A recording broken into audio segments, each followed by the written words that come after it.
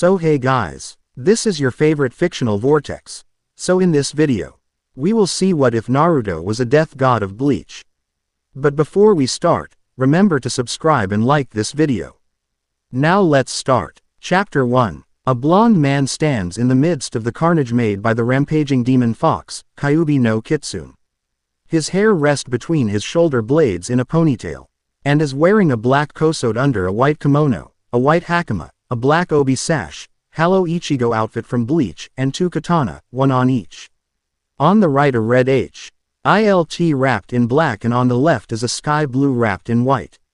Before him stands 2 ninja, one man and one woman, from the village of the Hidden Leaf Village, Konoha. Both had a chain attached to their chests. Both stare wide-eyed at the man as he pulls the red and black hilted sword. He walks calmly to the man, whose chain is close to his chest. "May you find peace." He slams the hilt of his sword into the man's forehead and the man disappears, a smile on his face. His attention turns to the woman. As he approaches, she falls to her knees and shuts her eyes, resigning to her fate. She hears him getting closer and then stop. She waits for him to hit her as well, but instead she feels a hand on her shoulder. Her eyes open wide to find him on her right, sword still drawn and facing behind her. "You have nothing to fear. As long as your chain remains attached to your physical body, you can be saved. If it breaks, pray that one of us find you before it reaches your chest." He sheathes his sword and walks away as a medical team reaches where her body lay, paying the man no heed as if he weren't there. They pay him no mind because they cannot see him. He is the soul of a deceased Iwa ninja, killed not 6 months prior. By his own brother no less. His brother had escaped from Iwa early in life and had come to Konoha. In the last Great War, they found themselves on opposite sides of the battlefield. While he used their family's techniques, his brother used unorthodox tactics and both fear and awe-inspiring jutsu, the likes of which he had never seen or heard of. While he lay dying, his brother approached him and they spoke for the first and last time in 20 years, their last words being what they had hoped to accomplish in life, and though he couldn't in life, he was given the chance in the afterlife. When he crossed over, the Shinigami appeared before him with an offer. He would be given the chance to become the Shinigami. When he asked why he was given the chance, the god laughed and said, "The title of Shinigami is passed every 1,000 years. My time is almost up and I have selected many candidates, but I sense something that likes you different from the others. I will test all the candidates. And I need your answer now." He agreed and was told what his job would be if he were chosen. Upon hearing the true purpose of the Shinigami, the determination to was both a blessing and curse of his family took hold of him. From the hundreds of candidates, only 7 were left. Of those only 2 were human, 3 were only like the present Shinigami, and 2 were from a race that neither would name. Though he was on fairly good terms with them, he had quickly become friends with the other human candidate. Said person was walking towards him. "Hey man." He wore the same outfit, except in opposite colors. His sword was strapped to his back, and his hair was orange. "Guess who?" "Hey Ichigo. Didn't you say your brother is here?" "Yeah, he looks almost exactly like me." "Well, I haven't seen him, but that doesn't mean the others haven't." "I know." He sighs. "I'm actually hoping he's alive. Even if he did kill me, one of us should be allowed to realize our dreams. Aren't you living yours in a way?" "Yeah, but the only one who recognize it are you and Shinigami." "Better than nothing." Ichigo plops down on the ground. "I can't believe that Shinigami won't let us take care of this oversized furball. We can't." He made himself visible to them, and in order to effectively fight him we would have to and that would disrupt the world of the living. Yeah, I know. But I don't like the fact that we have to sit here and watch while cleaning up the mess.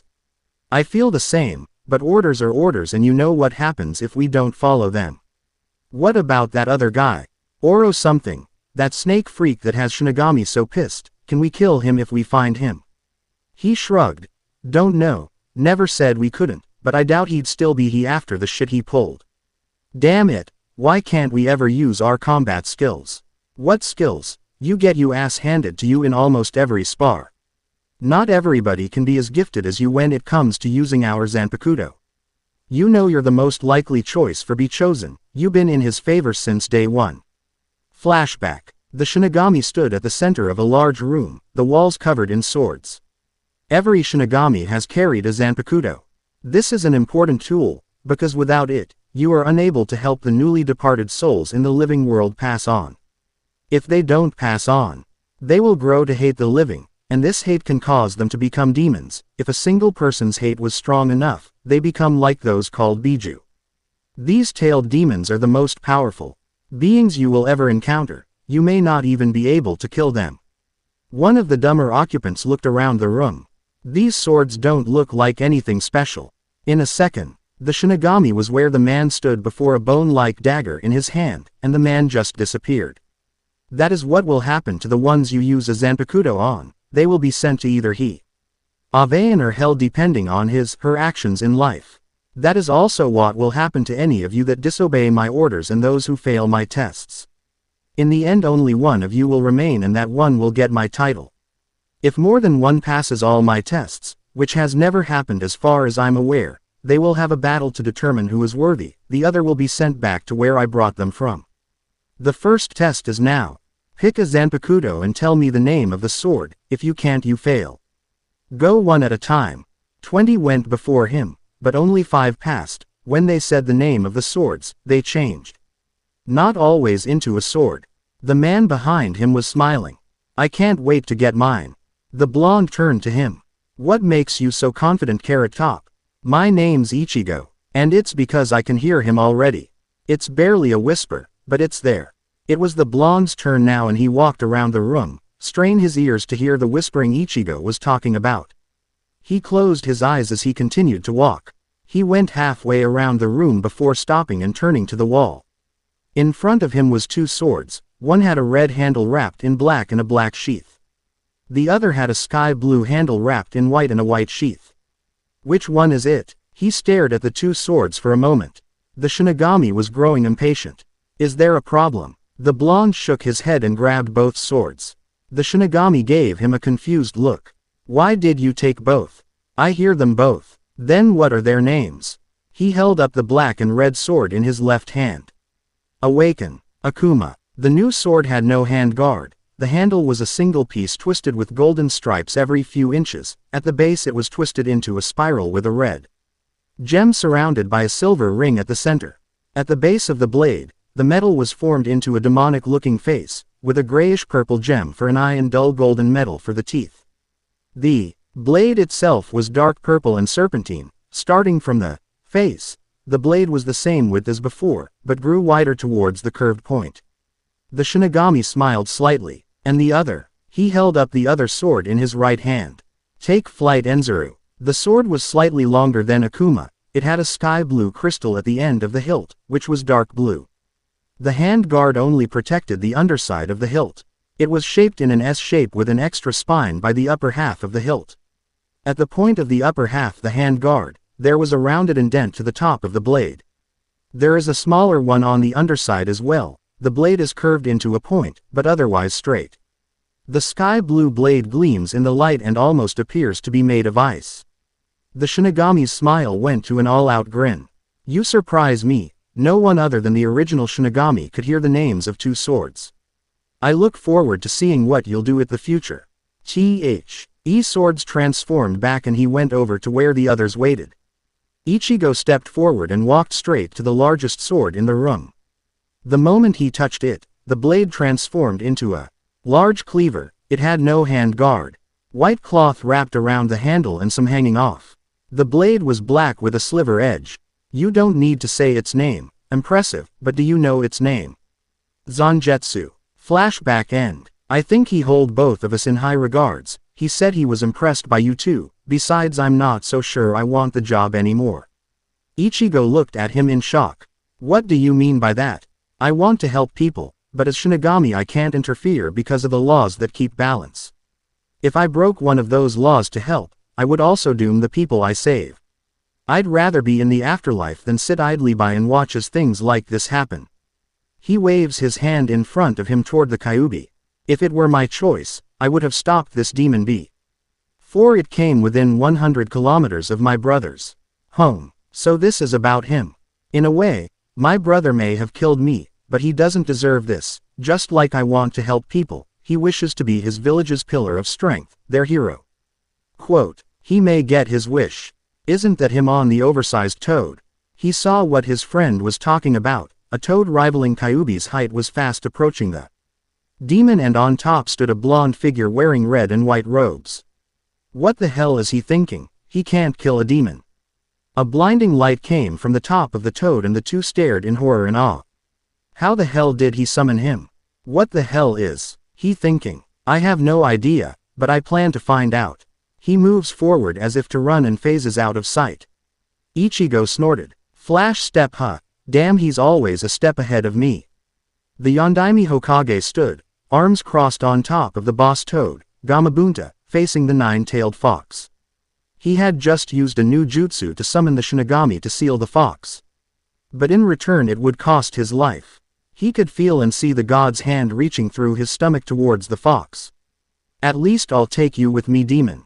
My village will be able to live on because of my sacrifice. A man appeared out of thin air, one he had never thought he would see again.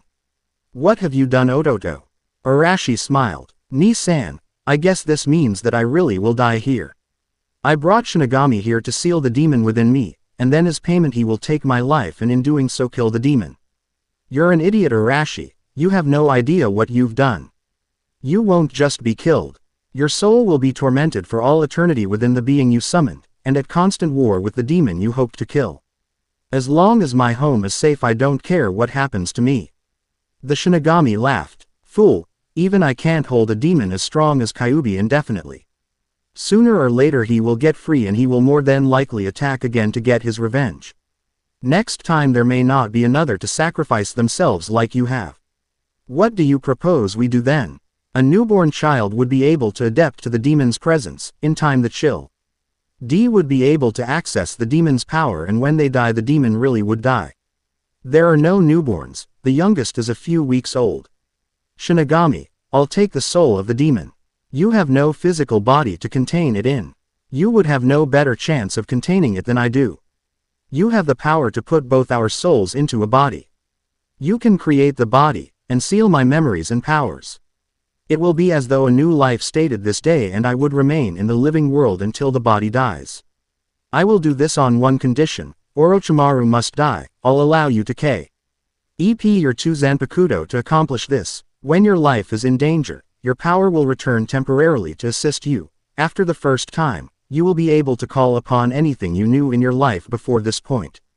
Thank you, Shinigami. You will have saved my village from two of our most dangerous enemies. Don't delude yourself. It is my job to ensure balance, and Orochimaru has disrupted it. As for the fox, even if I didn't want to, you summoned me and I required to fulfill your request. Well, brother, it seems that you have obtained your dream. You will be the hero who stopped Kyuubi. Who knows? I may still be able to obtain mine. Kyuubi's body collapsed on the ground with one last deafening roar. It's time. It will be painful.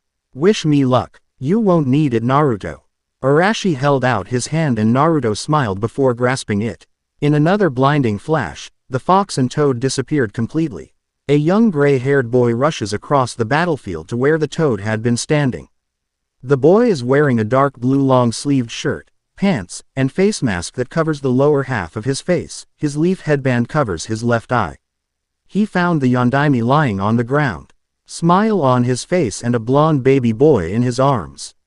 Sensei, why is there a baby on the battlefield? What happened?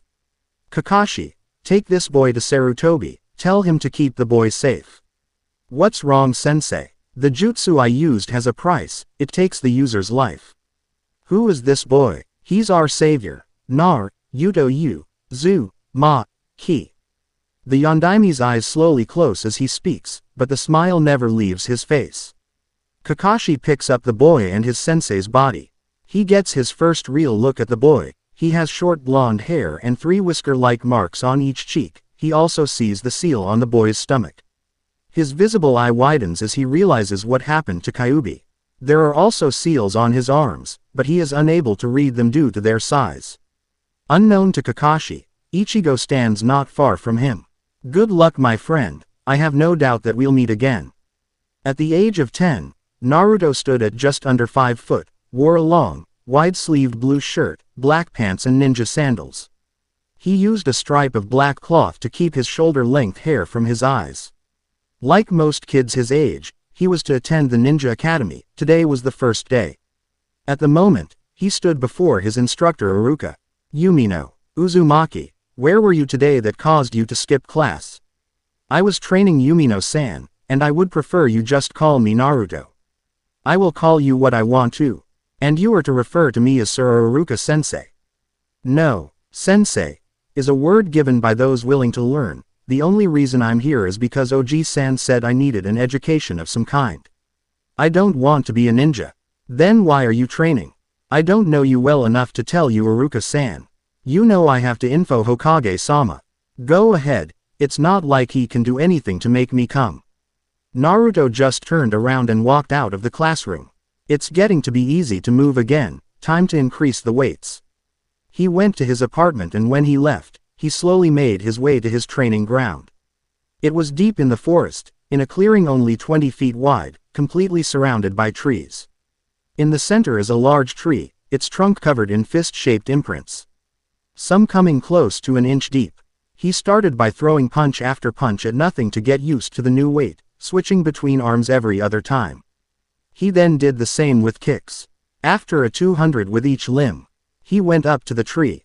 He held his hands up near his face and was slightly bouncing on the pads of his feet. He punched the trunk with incredible speed repeatedly and threw in a kick from time to time.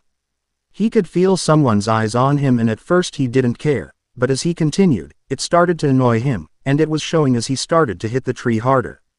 After 3 hours, he got fed up with whoever it was that was watching him and swung full strength at the large tree, making a small spider web break in the tree bark. The one watching him fell from the branches due to the sudden violent shaking. It's not wise to spy on another's training, Iruka-san. Some might not be as lenient as me. What do you want now? I'm trying to figure you out. You say that you don't want to be a ninja, yet you train harder than most jonin. You were moving faster before, which suggesting weights, and above all else, you show no respect to anyone, not even the Hokage. But when you spoke about him earlier, your tone was full of respect and at least admiration for him, maybe even love. What's your point? He's one of the only 3 that seems to actually give a damn about me in this whole village. As for the weights, they're part of my training. Being a ninja, I have no reason to be one. I already have another source of income. I know about the orphans' funds. I was given the same when I was a little older than you, but they are nowhere near enough to live on, and they end when you turn 12. The smile that appeared on Naruto's face was the first bit of emotion Iruka had seen from him. You thought I was talking about those pathetic rations? Ha! I was lucky to live to be 6 on that, but I've found a much more profitable income since then. What are you talking about? What job could a 6-year-old do? Take a look at my record. I'm sure Oji-san keeps it in his office. If it weren't for this, I would be barely able to afford ramen, which reminds me. I told Ayame-ne-san that I would stop for dinner tonight. If after you see Oji-san and still want to talk, I'll probably be there. Bring him along if you can. I haven't seen him since my birthday when he told me I'd be attending the academy. Naruto walked away again, disappearing in the shadows cast by the trees. Iruka smiled slightly and disappeared in a puff of smoke. The Sandaime Hokage, Sarutobi, watched the whole exchange through his crystal ball using Tomegen no Jutsu. He heard the popping sound and glanced at the newcomer before pulling out a folder. You're here to see this, I believe, Iruka-kun. So you were also spying on his training? Yes, but my ways are more discreet than yours. But you should know that you are rather fortunate. He's never opened up so much for anyone other than me. I don't blame him. Wasn't he kicked out of the orphanage at 4? It's a miracle he's still alive. Not really. He's a tough kid. All the information he spoke of is in there. He placed the folder on the desk in front of Iruka, who grabbed it and started reading quietly aloud. Taken into custody 3 times for assaulting a Konoha citizen, no convictions. 3 charges of resisting arrest, no convictions. 15 charges of disturbing the peace, fined. 4 charges of taking part of underground fights, arrested and bailed out. He looked up at the Hokage. You have to be shitting me, sir. That's the source of his income, street fighting. It would seem so, and from what he told me, he's been entering them since he was 6. 6. Don't these people have any morals? Why in the world would they let a 6-year-old compete in those matches? I can honestly say I don't know. Naruto might be able to shed some light on it, but he won't even tell me all the details. Probably fear of them not letting him enter anymore, or that'll shut them down, which I'm be pressured to do anyway, but they never hold it in the same place twice, so tracking them is rather difficult. How can you just allow him to enter these fights, sir? It's not my decision. He'll do what he wants no matter what I say, as I'm sure you're aware after what happened today at the academy. There is something about that I don't understand. Why does he not want to be a ninja? For the reason he told you, he sees no reason to be one. Few people see him as a human being, but even they do nothing to help the boy other than Tsuki Ichiraku and his daughter Ayame. They are the only shop that allows him in that doesn't overcharge him. He ate there every meal every day for 2 years. Then he started in the fights and he had more money so he could buy other things to eat. He still tries to go there at least once a week, sometimes more if he's in a hurry.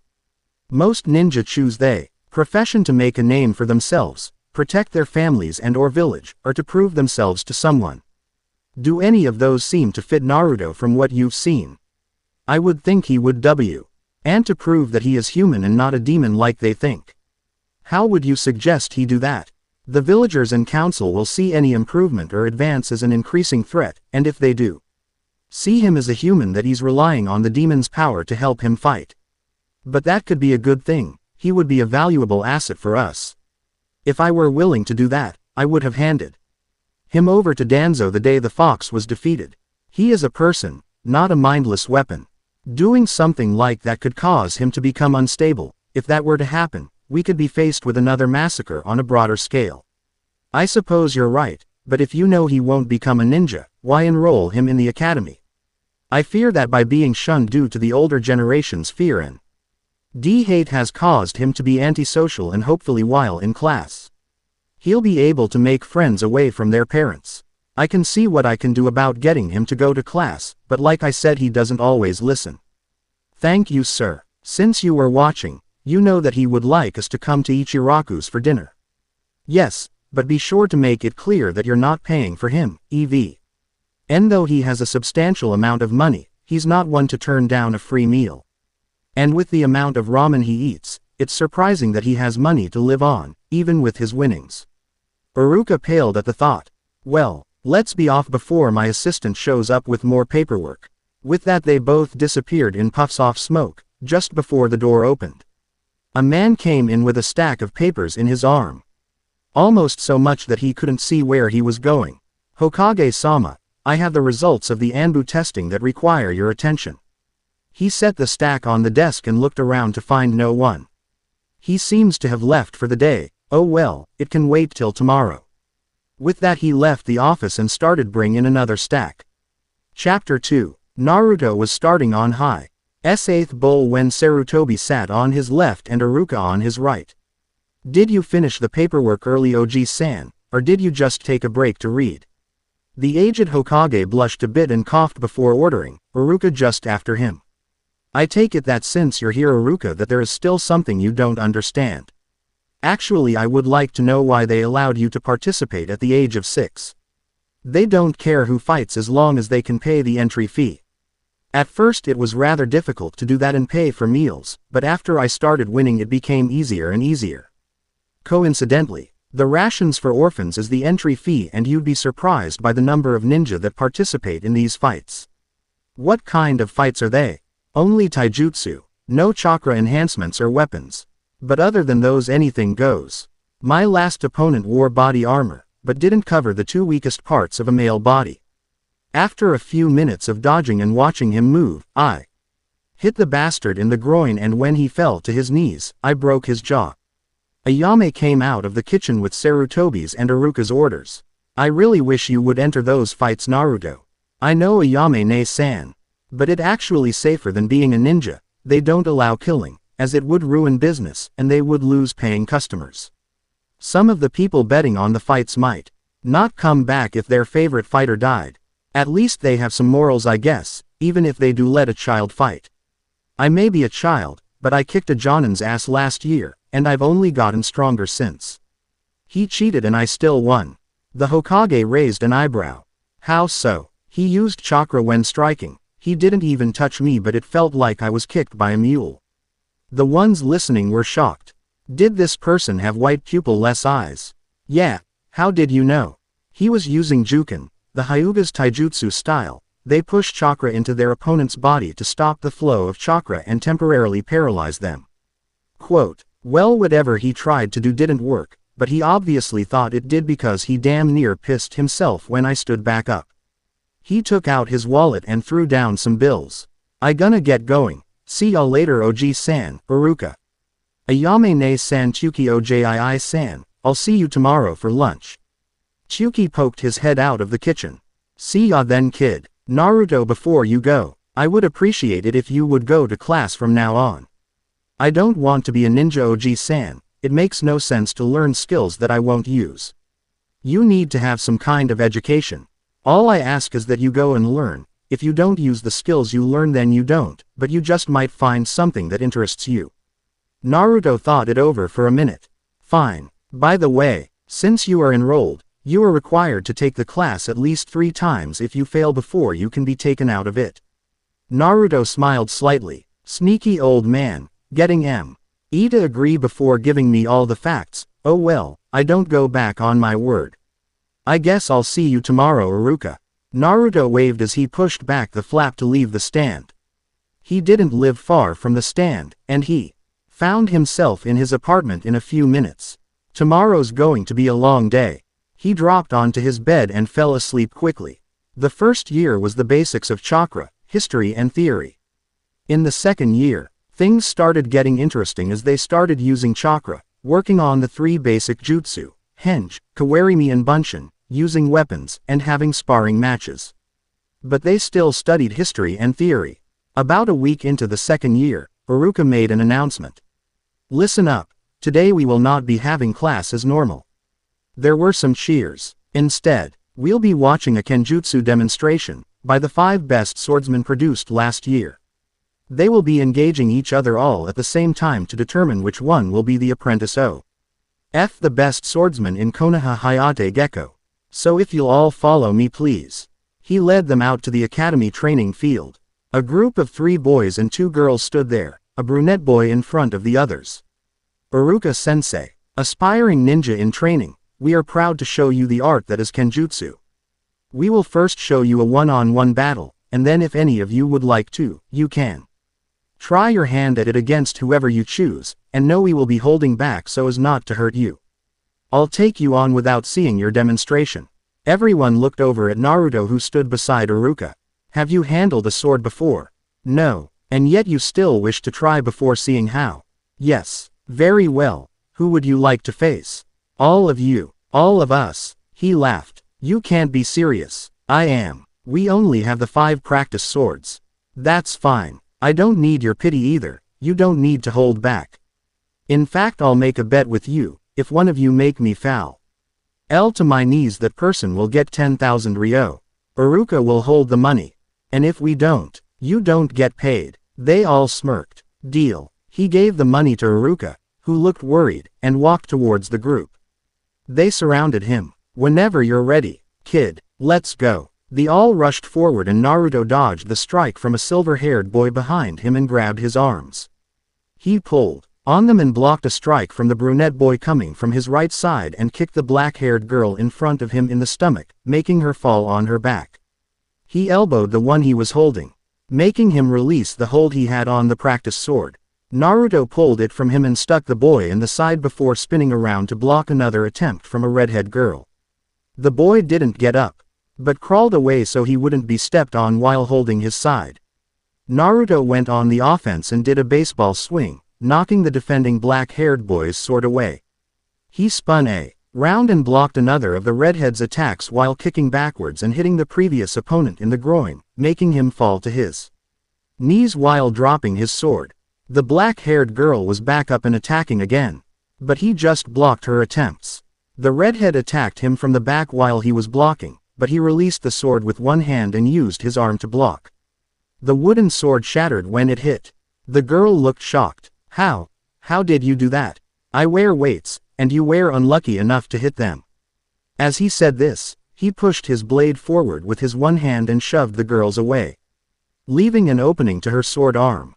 He took it and hit her just below the elbow, making her sword fall to the ground before sweeping her legs out from under her. Getting over her shock, the redhead attempts to pick up the sword of her fallen comrade, but finds Naruto's at her neck. You'd be dead. He pulled the blade away as the final opponent charged blindly. It was the boy who gave the introduction. Naruto just sidestepped and hit him in the back. The boy fell forward, getting a mouthful of dirt. He tossed the practice sword at the boy's feet. This Hayate guy must have some low standards if one of you were to be his apprentice. He walked back to Iruka and took his money, before noticing everyone looking at him wide-eyed and another onlooker. Let me guess, Hayate Gecko. The sickly-looking man walked towards him. That's me. He started having a coughing fit. You seem rather adept at using the sword. Where did you learn? I didn't. This is the first time that I've used a sword. Could have fooled me. Cough, you took out the 5 of them easily, and had it been cough, a real fight, could have killed all of them. Cough, I guess what you said is true. My standards are low. If they were all beaten by Cough, an academy student that's an amateur at Kenjutsu. Maybe I should wait a year, Cough, and take you as my apprentice instead. I'm faltered, but I decline. I have no intention of becoming a ninja. The only reason I'm here is because the Hokage enrolled me because I'm an orphan. I would rather not be here at all. He turned his head away from Hayate. Iruka, since this demonstration is over, I'm going home. See ya tomorrow. He walked past Hayate and didn't look back. Hayate, however, looked at his retreating form. Iruka, who was that boy? Naruto Uzumaki. Hayate smiled as he continued to watch the boy leave. Uzumaki, huh? What an interesting kid. Naruto stood in his shower as the water cascaded down his body. It felt like I wasn't in control of my body. The moment they attacked, it like I was watching someone else do the fighting. He looked down at his arms and the tattoos he had had as long as he could remember. Akuma and Enzuru, the left hand of a demon and the right hand of an angel. He shuts off the water and exits the shower. He wraps a towel around his waist before leaving the bathroom to get dressed. As he's pulling on his pants, he hears something in the other room. He quickly finishes putting on his pants and moves quietly into the other room. He found the redhead from the Kenjutsu demonstration sitting on his couch. Looking right at him, he took in her appearance. She wore a red trench coat over a pair of black pants and a black shirt. Her hair was tied up by her headband, leaving a few strands to fall onto her face. Why are you here? I was hoping I could get to know the one that kicked our asses so easily, even if it's only a little bit. Why? Do I really need a reason? I suppose not. So what do you want to know? Why you're so strong for an academy student, things you like to do, anything really. Let me go finish getting dressed, and we can go get something to eat while we talk. Do you like ramen? I don't eat it much, but I thinks it good. Okay, I'll be back in a second. When he came back out, he was wearing the same basic outfit that he was earlier, but the shirt was red. The weights were underneath the clothes again. There's a place not far from here. It's nothing fancy, but the owner's really nice and the ramen is to die for. She nodded and followed him out, noticing that he didn't lock the door. You're just going to leave it open for anyone to walk in. I can understand when you're home, but this just isn't a good idea. I have nothing of value. Anything I do I keep on me. If you look closely, you'll see that the frame of the door has been repaired before too. They don't check to see if the door's locked or not, they just kick the door down. Someone's broken in before. It's normally 3 times a year. Twice I was here, once when I was 5 and again the night I turned 8. Sorry. I hope nothing bad happened. Nope. The first time I escaped through the window of the bedroom, the second time they went through it. And I got charged with disturbing the peace, assaulting a Konoha citizen, and then resisting arrest. They ducked under the flaps of the ramen stand, and Chuki walked out of the kitchen. Hey kid, who's your lady friend? Not really sure myself, but that's why we're here, to eat and get to know each other. Alright, so what can I get you? The usual Naruto. Sounds good. And you miss a pork ramen. It will up in just a bit. They sat down on the stools after placing their orders. To start off, my name's Naruto Uzumaki. And I recently turned 12. My name's Robin Senna and I turned 13 2 months ago. So why are you so strong if you're only an academy student? I have to look out for myself because I'm an orphan, and make money to eat because the amount the council gives out is pathetic at best. You work and go to the academy. How do you have the energy to do that? I was exhausted after the academy every day. I only work once or twice a month, but the pay's good if you perform well enough. Then I buy only the essentials and save the rest of my money for food and for later. I'm an orphan as well, but I lived with a friend of mine's family until I became a genin. Now I'm doing missions and getting paid so I can afford an apartment and to buy food. My friend, Tenten, is a weapon user a year younger than you, and her family runs a weapon shop. Her father was the one who inspired me to take up the sword. Naruto was smiling. Sounds nice. Ayame came out with their orders. Robin jaw dropped when she saw that Naruto's usual was 2 bowls of everything. Thanks Ayame-ne-san. He started to dig into his bowls. Naruto devoured them all by the time Robin finished with her second. How can you eat that much, and more importantly why? I've been on my own since I was 4, for 2 years this was all I could afford to eat. I used to eat as fast as I could to ensure that I would be able to eat, and now it's more of a habit. I eat that much out of habit too. Like I said, the payments given out are pathetic, so I ate as much as I could while I cool. Since I didn't know when I would eat again. At 6 I started training and become strong enough that I didn't have to worry about being attacked for the little I had, and I found the work I do while hiding from one such person. If you already have a job that pays well, why enter the academy? Oji-san enrolled me so that I would have some kind of education. Wait, if you have family, why do you live alone? Naruto laughed, which confused her more. Sorry, it's just that I call the Hokage Oji-san, because that's how he acts when I'm around him. He actually seems happy when I do. Anyways, I don't want to be a ninja. But I have to sit through 4 years of it before I can drop out. If you don't want to be there, why go? I promised Oji-san I would, and I don't go back on my word. He looked up and saw the clock. Sorry Robin-san, but I have to get going, I'm working tonight. He pulled out his wallet and paid for both their meals. Alright, but could we get together again, maybe have another match? Should be fun. I'd love to. Come to my apartment when you're free after the academy lets out for the day. I go there before I head out to train, but not next time, okay? Sure. I'll see you later Naruto-san. She and Naruto left heading in different directions. I have to get to practice swords, but getting to know Naruto will be well worth it. Iruka and Hayate stood before the smiling Hokage. He really beat your potential apprentices so easily. Yes, but he claims that he's never used a sword before, but his form and execution were perfect, like he's practiced it for years. He's never shown interest in weapons before. He doesn't even use the kunai and shuriken he carries with him. He told me the reason he has them is for the extra weight. I know Iruka. He prefers taijutsu over everything else. Guy would have a field day if he met Naruto-kun. Sir, I would like to test Uzumaki to see how adept he is at Kenjutsu. If you will allow it, I would like to face him myself. As long as you don't kill him, I don't see anything wrong with it, but it's his decision. Iruka, tell him of the offer tomorrow after class. And tell him that if he accepts to come see me so we can set a date and time. Iruka nodded. You're both dismissed then. They saluted and disappeared in puffs of smoke. The Hokage's smile widened and he pulled out a small orange book. And soon perverted giggling could be heard from outside the office. A shadowed figure moved through the alleyways, constantly checking to see if anyone is following, and slips into an old warehouse. Slipping some money to a man, the figure writes on a clipboard and hands a larger amount to another man, writing on a different clipboard. Betting for yourself again, kid. If I bet for the other guy, people will think I threw the fight if I lose, and I'll lose money if I win. True, but you haven't lost in years, come close once or twice, but you still won.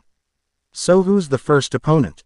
A Jonin, didn't give his name, but it's pretty hard not to know who he is. Not many people go around spouting off about the power of youth. He's my opponent, huh? Well, things should be interesting to say the least. I may actually lose. This is Guy, the self-proclaimed prideful green beast of Konoha, and resident taijutsu specialist we're talking about here. I've never fought against Goken before, so I don't really know what to expect from the style. Maybe I shouldn't have placed such a large bet. What happened to your, I can beat anyone, attitude, kid? Don't tell me you're scared of him. Scared of him? No, I'm terrified of him. I don't know anyone who's not, but I sure as hell am not scared to fight him. I'm just saying that he may be the biggest challenge I've ever had. Now there's the attitude of the youngest champion we've ever had. Another 2 years and you also have held the title longer than anyone else. What are the odds? The place is full, both ninja and civilians. Most favor you in this, but it's close. It's 5-1 that you'll win. Damn, that is close if this place is packed. This promises to be fun. The worst that could happen is I lose and have to start at the bottom again. Several of the overhead lights come on over a large open area surrounded by people. Let the fun begin. Chapter 3. Naruto walked into the temporary ring to face the green-clad Jonin, who had a toothy smile when he did. Even at such a young age, your youthful spirit must burn brightly for you to have remained champion for such a long time. It's an honor to fight one as youthful as yourself, Uzumaki-san. I'm excited to fight you as well, Guy-san, but please there's no need to be formal, just call me Naruto, or whatever else you prefer. Guy nodded, slid into an offense stance. Naruto looked him over before he did as well. His legs were spread, his left out in front, left arm stretched out to half its length and right near his chest, both bent slightly. The crowd cheered as a buzzer went off, signaling the beginning of the match. Naruto waited for his opponent to make the first move, and he didn't have to wait long as Guy rushed forward. Aiming a round kick at the side of Blonde's head, said Blonde raised his arm to block. He wasn't surprised to hear the sound of metal hitting metal barely audible over the crowd. Waits, huh? Naruto didn't have time to think about this as the guy pressed on with his attack. His fist came flying toward Naruto's face, but he crouched slightly and sidestepped, sending an uppercut into Guy's jaw. Followed quickly by a left hook at the ribs. Guy stumbled back a single step, but it was just the space for Naruto to send a flip kick to his jaw again. The force was enough to send Guy into the air. He tucks himself into ball, and when he hits the ground, he rolls into a crouch. An explosion rocked the warehouse and people started running. Several people in black cloaks and masks shot through the crowd and stopped as many as they could. While Naruto was watching them, Guy disappeared, and 2 people stood 10 feet from him. Each wore a mask like those that had stopped the crowd, but neither wore a cloak. Instead, donning gray armored vests and dark pants, a sword strapped to each of their backs. He smirked when he saw these 2. One was obviously a woman due to certain assets. She had long purple hair and a cat mask, and other had silver gravity-defying hair and a dog mask. Inu-san, Neko-chan. He nodded at each as he spoke. Doing well. Yes, I am Naruto-kun, thank you for asking.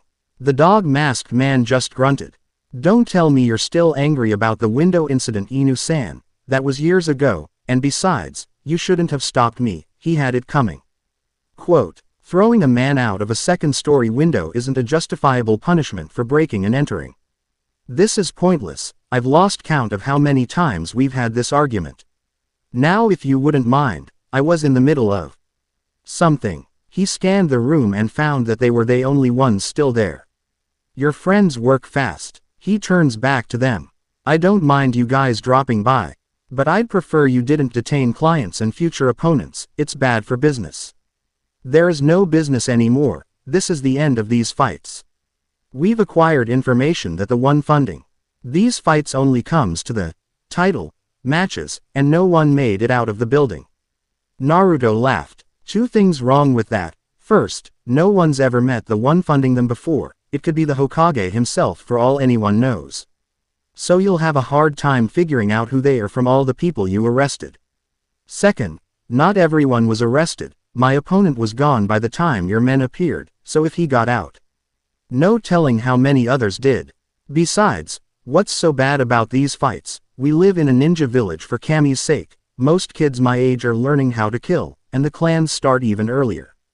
If Oji-san would legalize them, we could use the arena. It would also attract people from other countries to both participate and watch. Either way, Konoha's economy would increase. That was surprisingly intelligent for someone your age, Naruto-kun. which makes me wonder why you haven't suggested this to Hokage-sama. Knowing him, he would place an age requirement to participate to ensure the safety of those underage, problem being that would include me, and I rely on the money I win to survive. I'm not saying this to try and make you feel guilty or anything, it's the simple truth. And you asked, so, shall we go to the holding cell that you seem to keep reserved for me, or can I go home? The cat mask ninja sighed and motioned for him to follow, and the other followed behind Naruto. Naruto sat on the cot of his holding cell, his back to the corner, arms resting on his knees, eyes shut, and his head bent slightly backwards against the wall. He led when he heard footsteps coming towards him. When they stopped, he opened his eyes to find the Hokage in a white-cloaked Anbu with an unrecognizable mask. I take it Inu-san and Neko-chan are off duty. Sorry OG-san. Seems I missed class today. It's alright Naruto-kun. In fact, I'm surprised you didn't let yourself be taken into custody every time just to get out of it. I made a promise and I do everything I can to keep it. So, are you here to tell me I can go, or that I'm staying here for a while? The Hokage sighed and shook his head. The Anbu stepped forward and unlocked the cell. Naruto got up and walked out of the cell.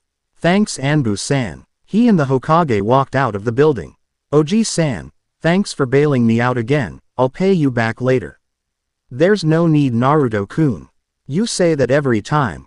But you should know by now that I still will. I know, but I'd prefer if you didn't. Naruto shrugged. I don't like owing people anything. If I repay them right away, I don't have to worry about it later. Besides, this way I know you won't die with me owing you anything. At your age I won't take that risk. He ended with a smile on his face. I'm not that old. Whatever you say OG-san. Next you'll be telling me that Yondaime didn't kill Kyuubi. The Hokage stopped dead, and Naruto turned to face him. What's up OG-san? Sarutobi forced a small smile. It's nothing. I was just thinking about all the work I have waiting for me back at the tower. I'm sorry Naruto-kun, but I really must get back. I'll see you later alright. Don't worry about me, I'll be fine. Later OG-san. Naruto walked off towards his apartment, leaving the saddened Hokage. I owe you far more than I could ever repay Naruto. In a puff of smoke, the aged leader was gone. The CGHT he found waiting for him at his apartment was not one he had expected, at least not so soon. Robin sat on his doorstep, looking slightly irritated, but noticed him quickly. I was beginning to wonder if you were going to show up. And isn't the academy in the other direction? There was a complication at work last night that caused me to miss class. I really hadn't expected you to challenge me so soon.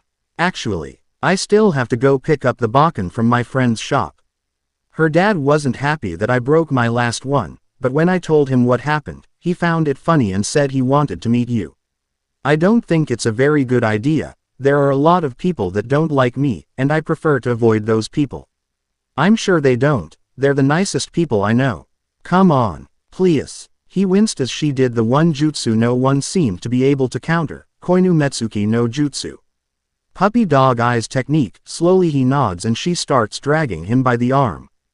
Damn that jutsu. There has to be a way to be unaffected. Everything has a weakness, all I have to do is find it.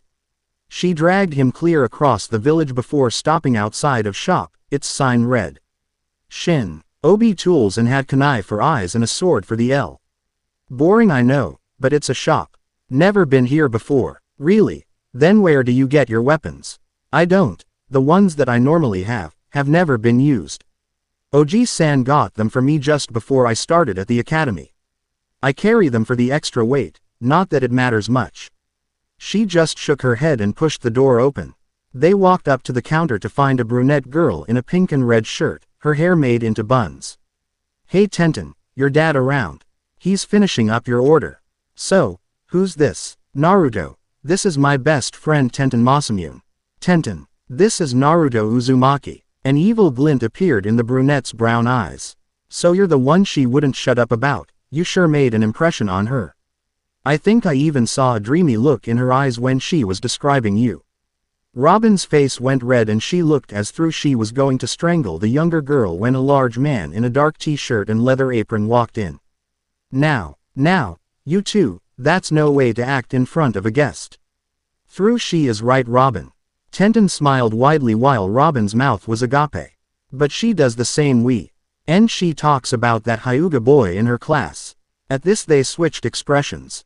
The man chuckled and turned to Naruto. So you're Naruto, it's nice to meet you kid. It's nice to meet you too Masamune-san. That makes me sound older than I am, just call me Tachi. Naruto just nodded. Okay then, Robin, your bakken are finished, but the protective coating still has to dry, it will be an hour at least. You're both welcome to join us for dinner while you wait. Robin nodded. How about you Naruto? Thanks for the offer, but I don't think I will. Tenten and Robin were shocked, and Tachi looked saddened, but not surprised. Tenten however wasn't as understanding as her father. What? Why not? I don't want to intrude.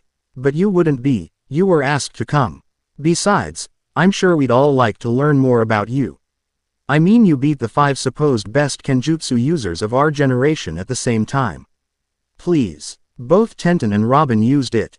Damn, that jutsu. He sighed inwardly. They don't seem to be like the others, but it wouldn't be the first time I've been deceived, I'll have to stay alert. I guess I could stay, anything I was planning on doing can wait till later. Tachi smiled and shook his head as the girls squealed and jumped for joy. What did I just get myself into? Tachi put a sign on the door saying that he would be back in the shop shortly before Hokage up his apron and leading him out the back door to their house. Tachi held the door open for the 3 children. Make yourselves at home, I need to go inform my wife of a few extras for dinner. Tachi went off into what Naruto presumed was the kitchen and he sat down on the couch, Tenten and Robin on either side of him, both looking at him with curiosity. Naruto, you said you had never wielded a sword before yesterday, right? He nods. Then how did you beat us so easily? He shrugged. Luck probably. You guys also underestimated me. You weren't the first, and I guarantee you won't be the last to lose because of it. Tenten got that evil glint in her eye again. Do you have a girlfriend? He shook his head. Boyfriend. He started to sputter out incoherent words of denial while the girls were laughing lightly. Sorry, I had to ask. Robin blushed lightly. Naruto, you mind if I asked something personal? Can't be much worse than Tenten's question. When I was at your house yesterday, I saw 2 tattoos on your arms and I was wondering what they meant. Left arm is Akuma, and the right is Enzuru. When did you get them? I've had them for as long as I remember, which is about 3 or 4 years old. Tachi came back into the room and sat down in an armchair next to the couch. Dinner should be done soon and my wife's brewing some tea. I hope they're not bombarding you with too many questions. Not nearly as many as Iruka-san did when he first met me. Naruto looked past him and saw a woman, whom he assumed was Tachi's wife, standing with a tray of cups, a look of horror and shock on her face. A sad smile formed on his lips. I'm sorry Tachi-san, I just remembered that I owe OG-san some money, and it would be rude to keep him waiting. If you'll excuse me. Naruto got up, gave the man a slight bow of the head, and left calmly. Tachi looks over his shoulder and sees his wife, coming to a concussion of what just happened. Hisaki, is everything all right? She forced a smile onto her face. Fine, I just need your help with something in the kitchen. Here's the tea girls, dinner should be ready shortly. She and her husband left the 2 girls in the living room to speak privately. Tachi, I know what you're going to say, and I don't have a problem with him because of that. Then what is it? It's just that he looks so much like a man I met that day. The guy walked through the battlefield like everything was normal. He carried 2 swords, wore a strange outfit, and no Hitai. Why does this bother you so much? When I saw him, I also saw my body laying on the ground and Hyuga standing over his own body. There was a chain that connected me to my body and the Hyuga's was broken. The man hit him on the head with the hilt of one of his swords and the Hyuga disappeared. But he looked almost happy.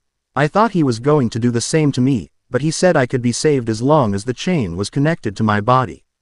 He left as the medics found me, but it was like they didn't see him there.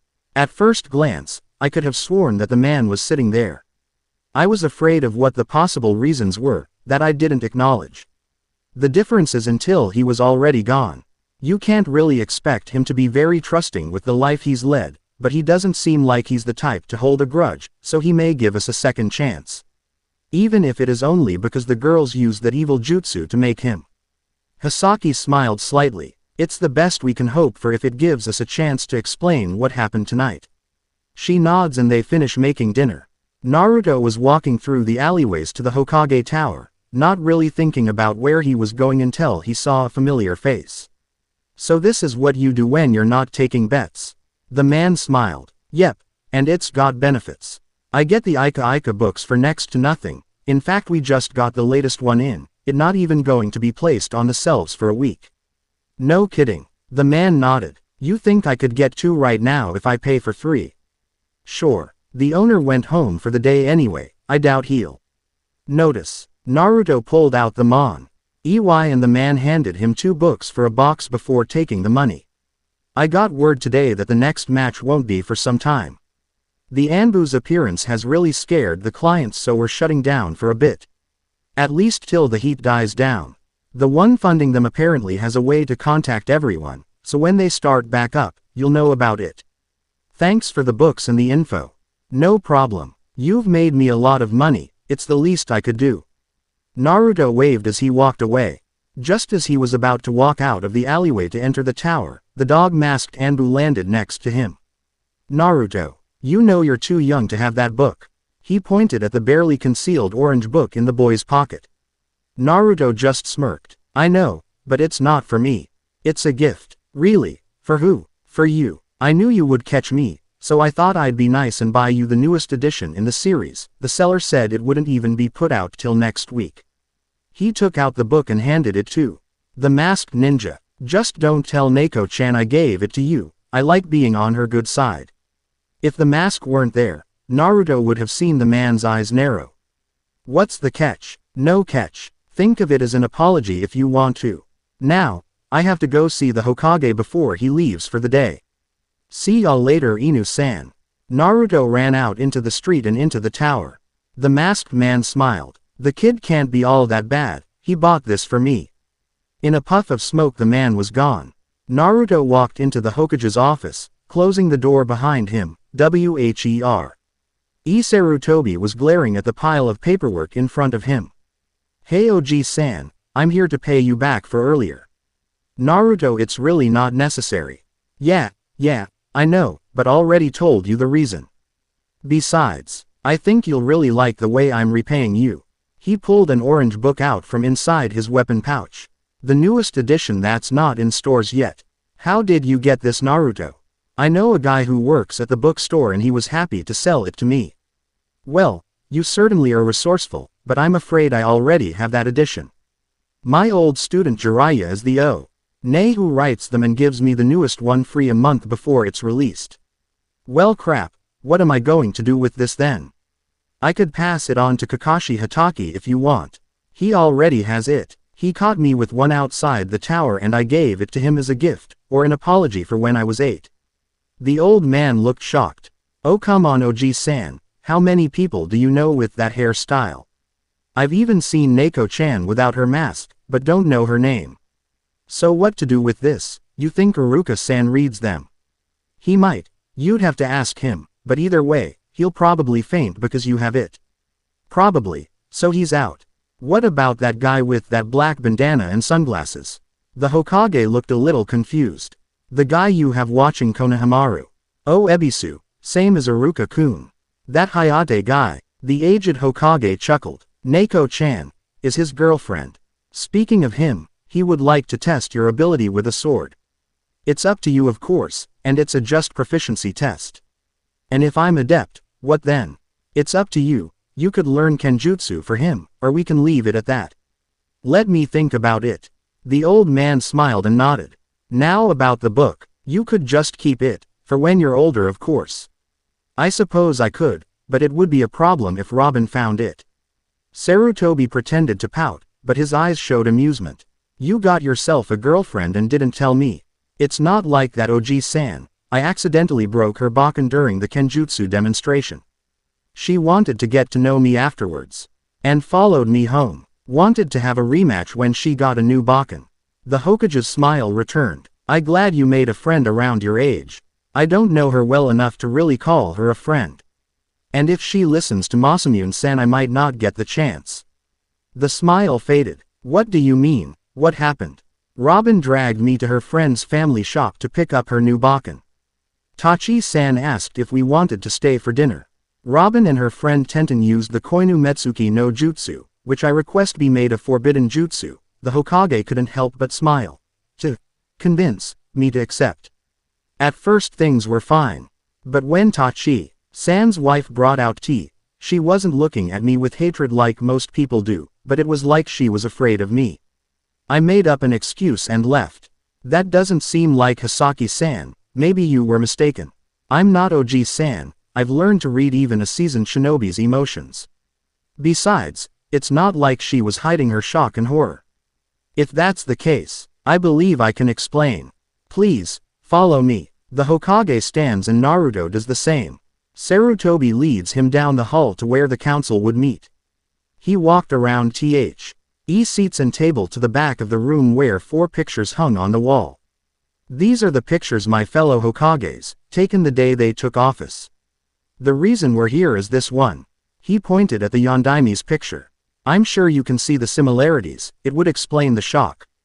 But not the horror. Well, what were you doing at the time? Talking to Tachi and the girls. The look the old man gave him told him he wanted more. Robin asked about the tattoos on my arms and I told her I didn't remember when I got them, but it was before I was 4. By then Tachi had come back in and asked if they were bombarding me with questions. That could explain the horror, that you were tattooed at such a young age. Maybe. Well, I certainly feel stupid for running out like that. Think they'll give me a second chance? I'm sure they will. They probably know what you thought you saw. The blonde looked shocked. As unfortunate as it is, it's almost impossible for anyone not to know how the villagers act around you. And yet the children never question why. I'm going to get going Oji-san, haven't had anything good to eat since yesterday. Just cause you don't make it or cheese not ramen doesn't mean it's not good. Maybe, but I know it's not when I can't tell what it is, or if it was alive. I swear I saw lunch trying to crawl off the tray. The Hokage chuckled. I'll see you later Naruto-kun. Sure. By the way, I left the amount on your desk. The Hokage just shook his head as the blonde left the room. By the time the blonde made it back to his apartment, the sun had set. He removed his weights and collapsed onto his bed. Chapter 4. Naruto took his time walking home the next day, his mind running through possible ways to apologize to the Masamune family and Robin for leaving so abruptly. He slowly came to his sense as he heard the sound of something flying towards him. Before his mind could register it, his hand shot out, and in a fluid motion grabbed the object and threw it back towards its origin. He looked in the direction he had thrown it after he heard it impact something wooden. There was a wooden practice shuriken stuck in what he now realized was his apartment door. In the middle of the space between Robin's and Tenten's heads. Both girls were wide-eyed. Tenten looked between the shuriken and Naruto. The blade of the throwing weapon was stuck halfway in the door. Damn, now I'll have to fix my door again. He reached between them and pulled it out with ease. I'm starting to think that I'd be better off with a metal door. He noticed that both girls were still looking at him in shock and sighed. You're more than welcome to come inside, so if you'd be so kind to open the door or get out of the way so I can. That seemed to get the IR attention because Robin opened the door and went in, followed by Tenten, and then Naruto who closed the door behind him. Make yourselves at home. Tea and a kettle are in the cupboard next to the Tova and you can raid the fridge if you want. Use the bathroom second door on the left, I'll be in the other one taking a shower. 10 minutes later, the girls were sipping on their tea when he came out, towel draped over his head. A dark green bundle in his hand, wearing a black muscle shirt and baggy black pants. He set the bundle on the table and they heard a groan. What is that? My weights. Figured you came here for a reason and I'd already made you wait while I took a shower, so I'd finish getting dressed out here while we talked. How much do you weigh? If I remember correctly, 120 pounds. Both girls thought the same thing at that moment. That's not that bad. On each limb and another on my chest, so 600 pounds. Both of the girls' jaws hit the floor. Come to think of it, she's getting to be easier to move around again, I'll have to add more soon. He unwrapped the bundle, which turned out to be a shirt, and started to attach the weights. So, what did you come here for? The main reason. To find out why you left all of a sudden last night. What I said was true. I did owe OG-san some money, but I used it as an excuse because I'm not comfortable around new faces or in new places. I mean, I had just met you the day before, Robin, and you introduced me to Tenten and her family. They invite me to dinner at their house. I don't know how to act when it comes to things like that. I told you yesterday that there are a lot of people that don't like me. The problem is I don't know who all does and who doesn't, so I tend to regard everyone with caution. You talked with me at the ramen stand. That was different. I had a Yamane-chan and Tukio Jii-san there for support. Because of how people feel about me, I've learned to read how people feel, even seasoned ninja, by their eyes. However, I'm human. So I'm bound to make mistakes, and I did so last night. When I saw you, Mom Tenten, I saw shock and horror. I thought that she felt the same way most others do. That's why I left. But when I went to see OG-san, he helped me understand what I actually saw. I spent most of today trying to think of a way to make it up to all of you, or at least apologize. Naruto, it's really not necessary. My parents said they understood why you left, but wouldn't tell us what they meant. Naruto smiled at the two girls.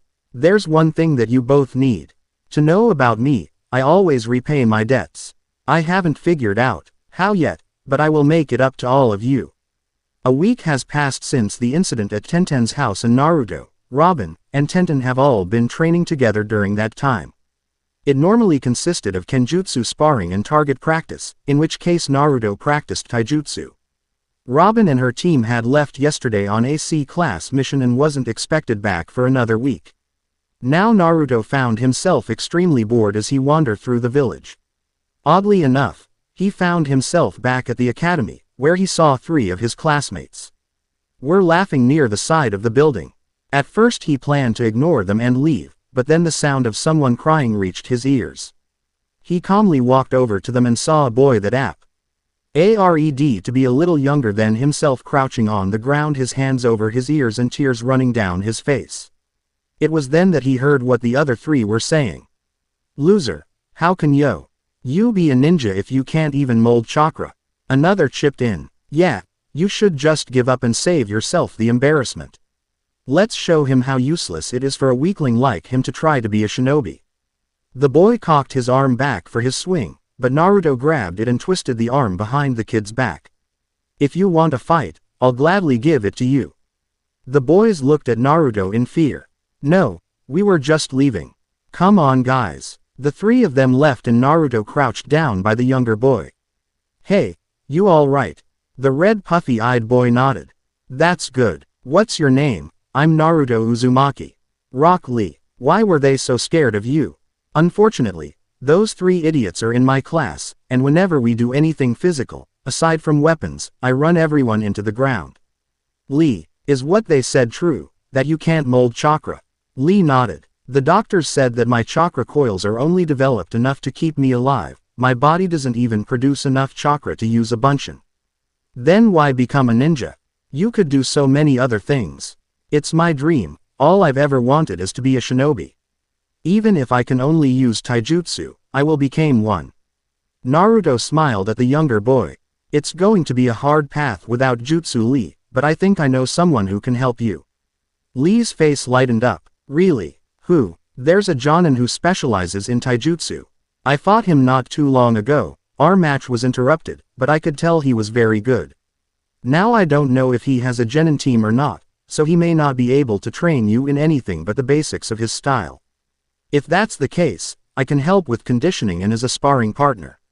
Not that I'm complaining, Naruto, but why are you so readily helping me, after all we just met? I don't like to see people do what those 3 were doing to you. By helping you I can ensure that it won't happen to you again, because you'll be able to show them that they were wrong. That even without chakra, you can be a damn good shinobi, even though they should already know that from me. You can't use chakra either. I can, but I don't. I don't want to be a shinobi. In fact, if it were possible, I would trade you chakra coils. Now let's getting going to the Hokage's office. He should know where Guy is. For 15 minutes, the walk was a quiet one before Lee broke it. Naruto, if you're a taijutsu user, couldn't you teach me your style? I don't really have a style. I'm what most people call a brawler, meaning I change how I fight to fit the situation. Guys on the off. Our hand seems to be a mainly offensive one that uses massive amounts of physical strength and speed. They reached the office and Sandame's secretary let them in, a bit reluctantly though, and they sat across from the Hokage. Oh, hello Naruto-kun, to what do I owe the pleasure? I was hoping you could point me in the direction of a Jonin named Guy. The Hokage's face paled and his ever-present pipe fell from his mouth. Dear Kami, do I even want to tell him? Might I ask why? I was hoping he would be willing to train my new friend Lee in taijutsu. The Hokage looked over at the black-haired boy then back at Naruto. Couldn't you train him? I asked him the same thing, but he said that since he doesn't have a style he couldn't. The Hokage looked a little confused by this, so Naruto decided to elaborate. Since I don't use a style, I don't know how to teach anyone to fight like I do. The old man sighed. I know I'm going to regret this. Oh, if only he knew. Alright, he should be at training ground 15 in about 10 minutes unless he actually able to get Kakashi to accept one of his challenges. If that's the case, it could be anywhere from an hour till this time tomorrow before he gets there. Naruto waves with a smile. Thanks OG-san. Lee, we should get going if we want to get there on time. Lee nods and follows Naruto out the door.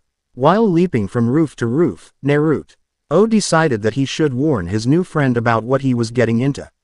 Hey Lee, I want to tell you that Guy is a very eccentric person. He will talk or shout about the flames of youth, which I think is something along the lines of a fighter's spirit.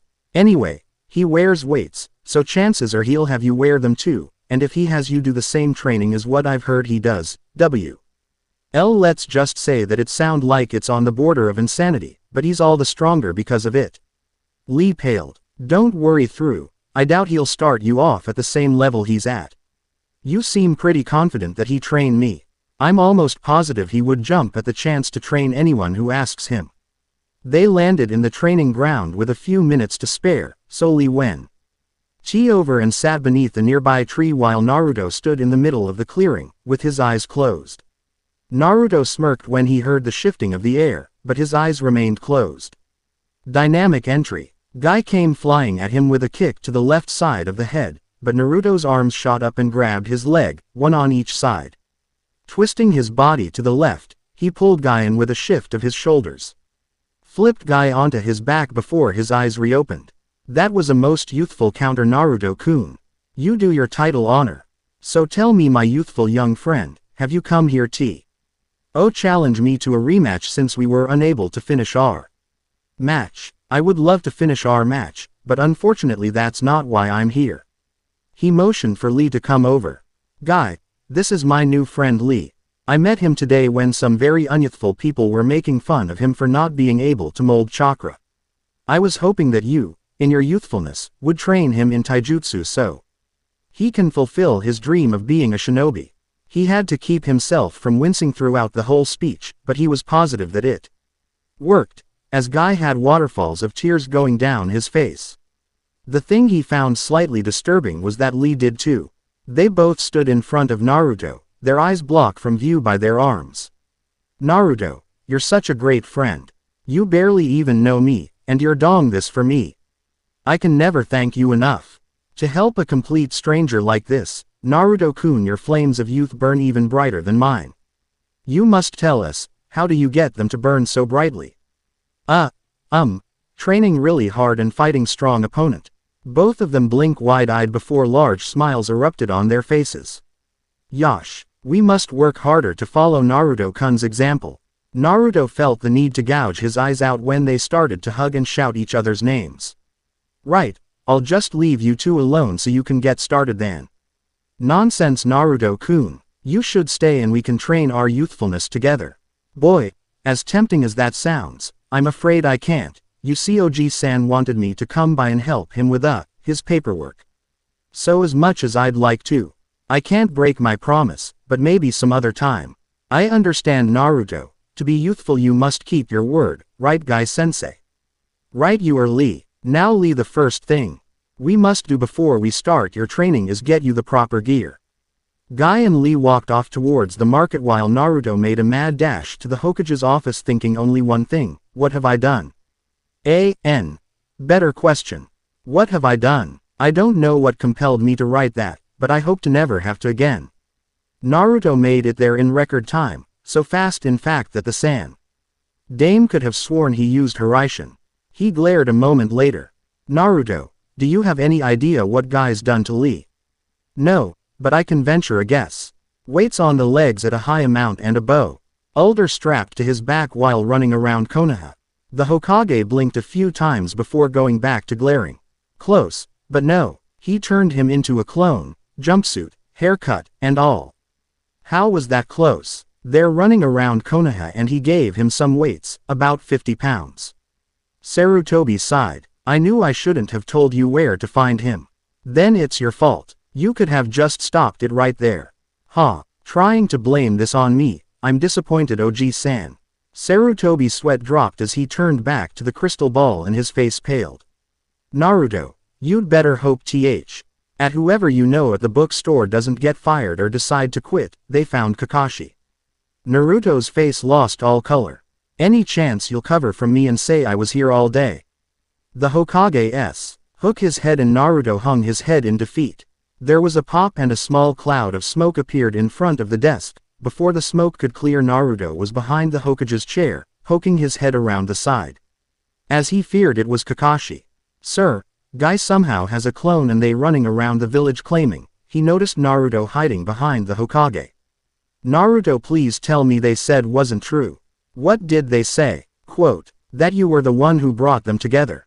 First, that doesn't sound right. It makes it sound like they're a couple, and second, I could tell you that, but it would be a lie. In the blink of an eye, Kakashi was beside Naruto, shaking him like a rag doll. Why would you do that? Do you have any idea what you've done? Sarutobi pulled them apart. Now Kakashi. There's no reason to overreact on him. The only way damage will have been done is if one of them gets a team that can stand them, or one of them somehow has a family. But sir, damage has been done. People are traumatized. Did they hug and start calling each other's names? Kakashi nodded and Naruto shuddered. And there was a genjutsu of a sunset on an ocean cliff with waves. I tried to use the Sharingan to dispel it, but it didn't work. Now I have the image burned into my mind forever. There were tears falling down the normally apathetic ninja's face. Naruto walked over to him and patted him on the back. There, I had to witness it too, and even if it's not burned into my mind, it will haunt me for all time. I'm sorry, but I had to do it. For the next week, Naruto spent as little time as he could in the populated area of the village, meaning only going to the academy and his apartment if it was raining, otherwise he trained in his isolated clearing. Naruto was lying on one of the thicker high branches of the large oak in the middle of the clearing, staring up at the stars, his hands wrapped with blood seeping through at the knuckles. A rustle below him brought his mind away from the sky. Getting up, he turned and hopped down from branch to branch to reach the ground. Glancing around, he was unable to find the source of the noise until he heard something cutting through the air at a high speed, coming towards him on the right. His calm demeanor never wavered, as the object grew closer. Thwack! Naruto's hand had shot up and grabbed hold of the object, a Bakken. I thought you were due back tomorrow. He released the Bakken and turned to face the owner, Robin, who had a smile on her face. We finished the job earlier than expected. Nice place, by the way. Pretty hard to find though. Thus its appeal. How'd you find out about this place? The Hokage told me. I asked if he knew where you were cause I wanted to tell you something. And he said if you weren't at your apartment, or the ramen stand, you'd be here. The smile on her face widened further. Naruto, you'll never guess what, I have a Kekkei Genkai. I can wield fire. No offense or anything, Robin. But so can a lot of other ninja. It's called Kaden. You don't believe me? Fine, I'll show you. He saw flames dance in her emerald eyes just before she turned, and then fire burst into life in midair not 5 feet from them. Told you. My sensei didn't know if it'd be considered a dujutsu or not, but the Hokage seemed surprised I had one. Apparently he didn't know. Either of my parents had a Kekkei Genkai. Of course he also said it may have been a dormant one that reappeared in me. I can think of a few reasons they would keep something like a Kekkei Genkai secret. The first being if it was your two sans, the Clan Restoration Act, which means he would have to take multiple wives to increase their numbers, most being of other clans with a similar one, like the Hyuga and Uchiha for a dujutsu. To try to combine them. If it was your Ka sans though, it's the same reason you should have kept it secret, unless you're already married, betrothed, or engaged. The same act will take you off of active duty and they'll marry you off to have as many children as possible, again normally to a clan member with a similar ability. The only way I can think of is, if you tell Oji-san that you don't want a clan, which wouldn't be possible anyway unless your husband took your name, in which case you wouldn't get a clan compound or a seat on the council. But even then, once the Uchiha becomes of age, if you're not married or engaged like I said, the council could arrange a marriage between you and him stating that it's your duty to help rebuild the clan. CH would also take you off active duty and you won't be able to leave the village at all. They keep you under guard so nothing happens to you, meaning that they're there to make sure you can't escape the village to avoid the marriage. He paused to let the information sink in. Luckily for you, you have 3 years on the Uchiha, so you could possibly be engaged, or already married to someone by the time they could arrange the marriage. Robin's smile had long since disappeared. That's bullshit. How the hell can they force people into marriages, and why the hell is there a law like that? The Shodaime made it because when some of the clans joined during the creation on Konoha, their numbers were surprisingly low, the Uchiha included. In fact there were only 2 brothers, both took 5 wives and the clan inbred. As did the Hyuga, trying to make themselves stronger by keeping the blood pure, with selective breeding. He snorted. Anyway, the news of you have a Kekkei Genkai is going to reach the council sooner or later. If Oji-san doesn't tell them, your teammates or sensei will say something to someone. What should I do? I don't want to be forced into some loveless marriage by the council. My advice, you have about 5 years before they can force you to marry the Uchiha, so first talk to Oji-san to make it clear you don't want to rebuild your clan, then either start looking for possible husbands, or start thinking of a way to leave the village and fake your own death so they won't keep looking for you. You sure know how to turn a person good mood sour. So what about you? I don't have a Kekkei Genkai that I know of. I have a few abilities no one else has to the same extent, but there's no way to prove it's a bloodline trait, or that it will be passed on if I have kids. There is a clan in Konoha that has a hidden healing ability, but theirs is the subconscious use of medical chakra. I have far too much chakra and nowhere near enough control to make medical chakra. You said abilities. What are the others? It's not something I like to talk about. Suffice to say that if people knew about it, I'd be experimented on to try and reproduce the effects. Alright, so anything interesting happened while I was gone? Well, it wasn't while you were gone, but that Hayate guy that you were trying to become apprenticed to, asked Oji-san if he could tase my proficiency in Kenjutsu and he left it up to me. So are you going to do it? He shrugged. Not sure. I've never put much stock in weapons of any kind, yet the man rumored to be on par with any one of the Kiri no Shinobigatana Nananshu is interested in me, or rather my skills with a sword. I think you should do it, even if you don't decide to learn under him. Well, I'd better get going. If I want to see the Hokage before he leaves for the night. I'll come with you. I have a few things to talk to Oji-san about anyway. Poll announcement. Sorry, but this isn't an update. I am here to inform you that there will be a poll on my page for the title of this story. They were titles suggested through reviews and PMs. The poll will be open until the end of April, so you have some time to vote. Once again sorry if you thought this was a new chapter. Chapter 6. Hayate stood across from the Sandaime in his office. Has he given you an answer yet? No, but I imagine I will get one soon. He's never been one to make people wait unnecessarily. Just then Naruto and Robin walked into the office. Speak of the devil. Sarutobi cringed inwardly. Bad choice of words. Ah Naruto, we were just talking about you. I'm sure you both remember Hayate Gecko. He came to see if you were going to take his test or not.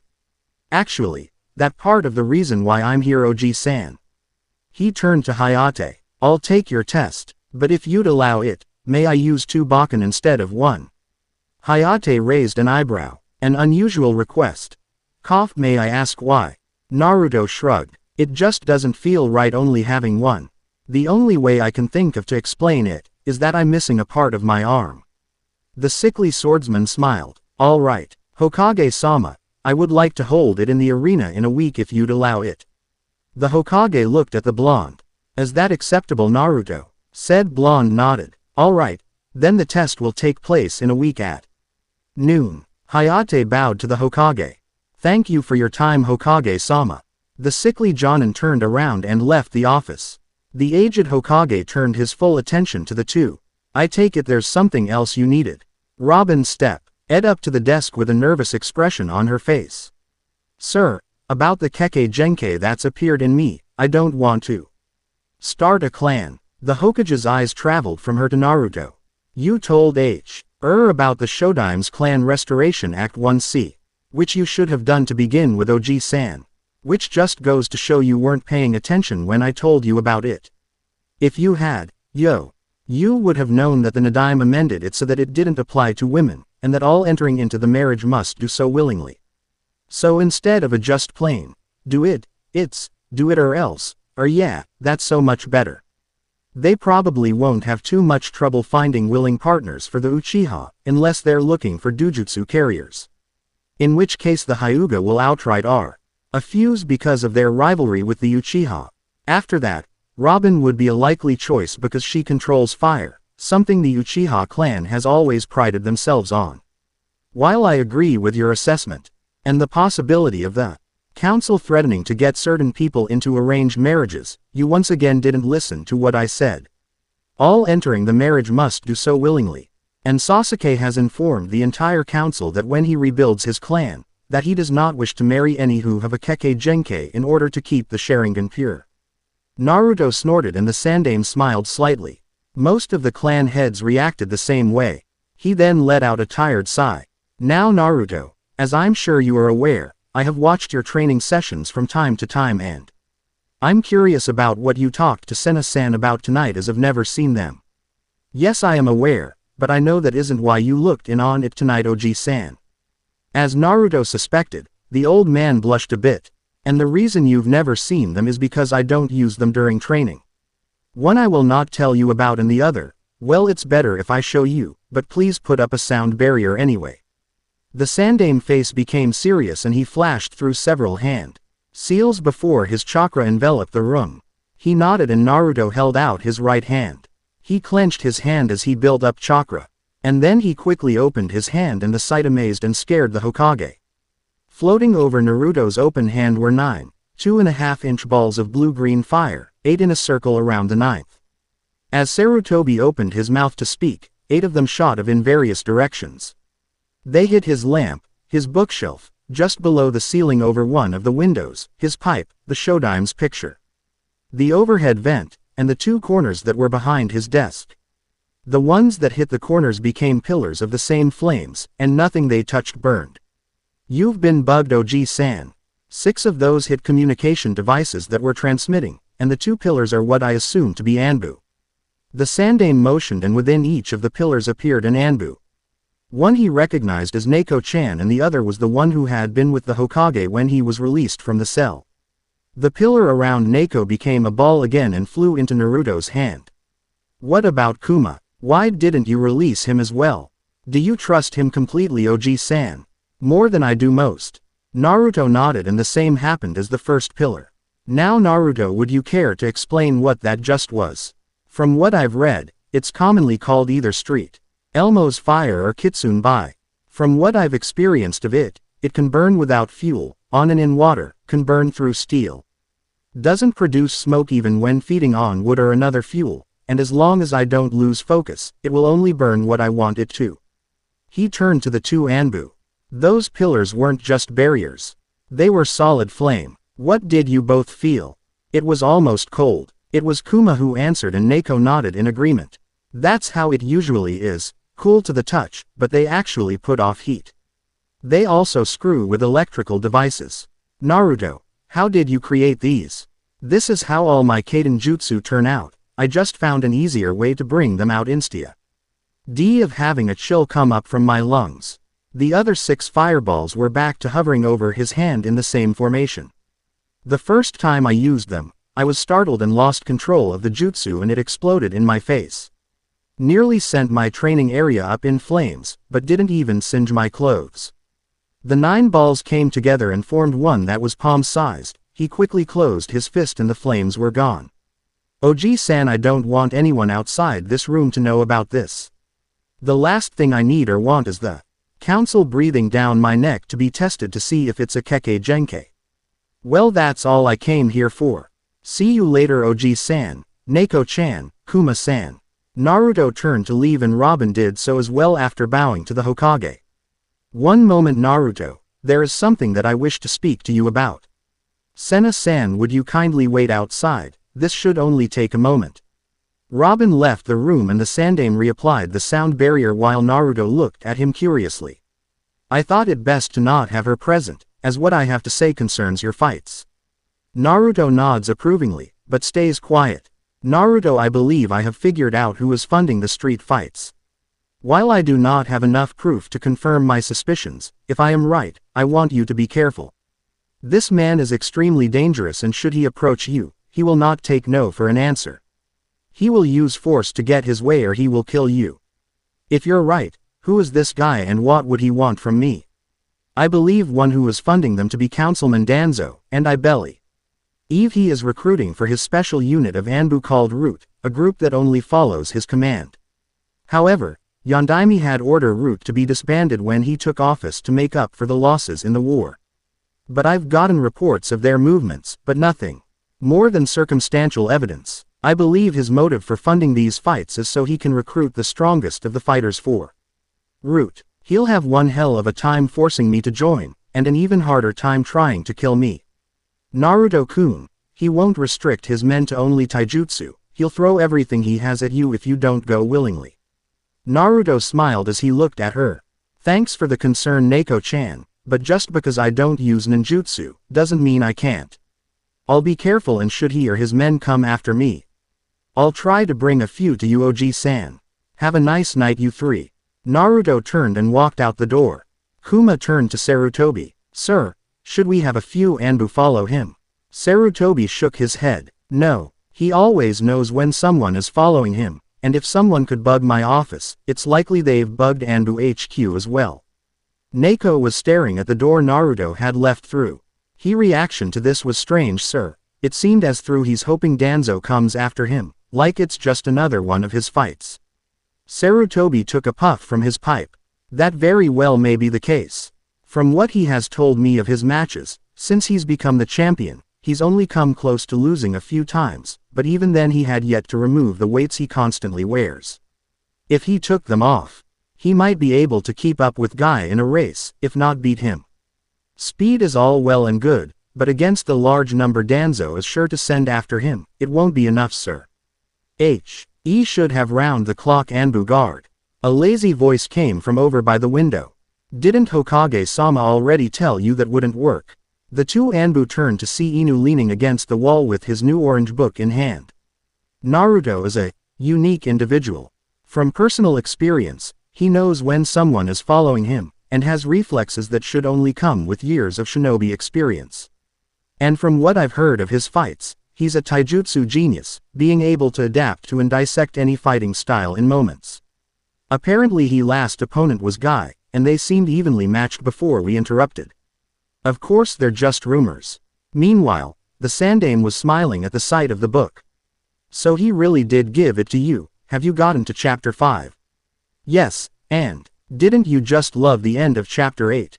I have to thank him for this more than enough to make up for that incident 2 weeks ago. I wonder if he'd get me the next one too.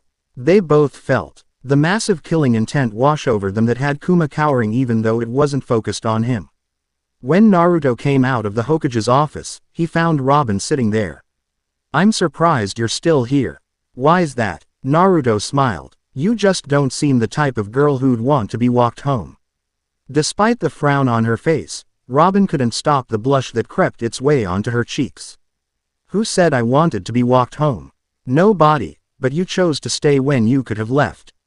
I really don't mind walking with you, It's only a little ways out of the way to my apartment. How do you know where I live?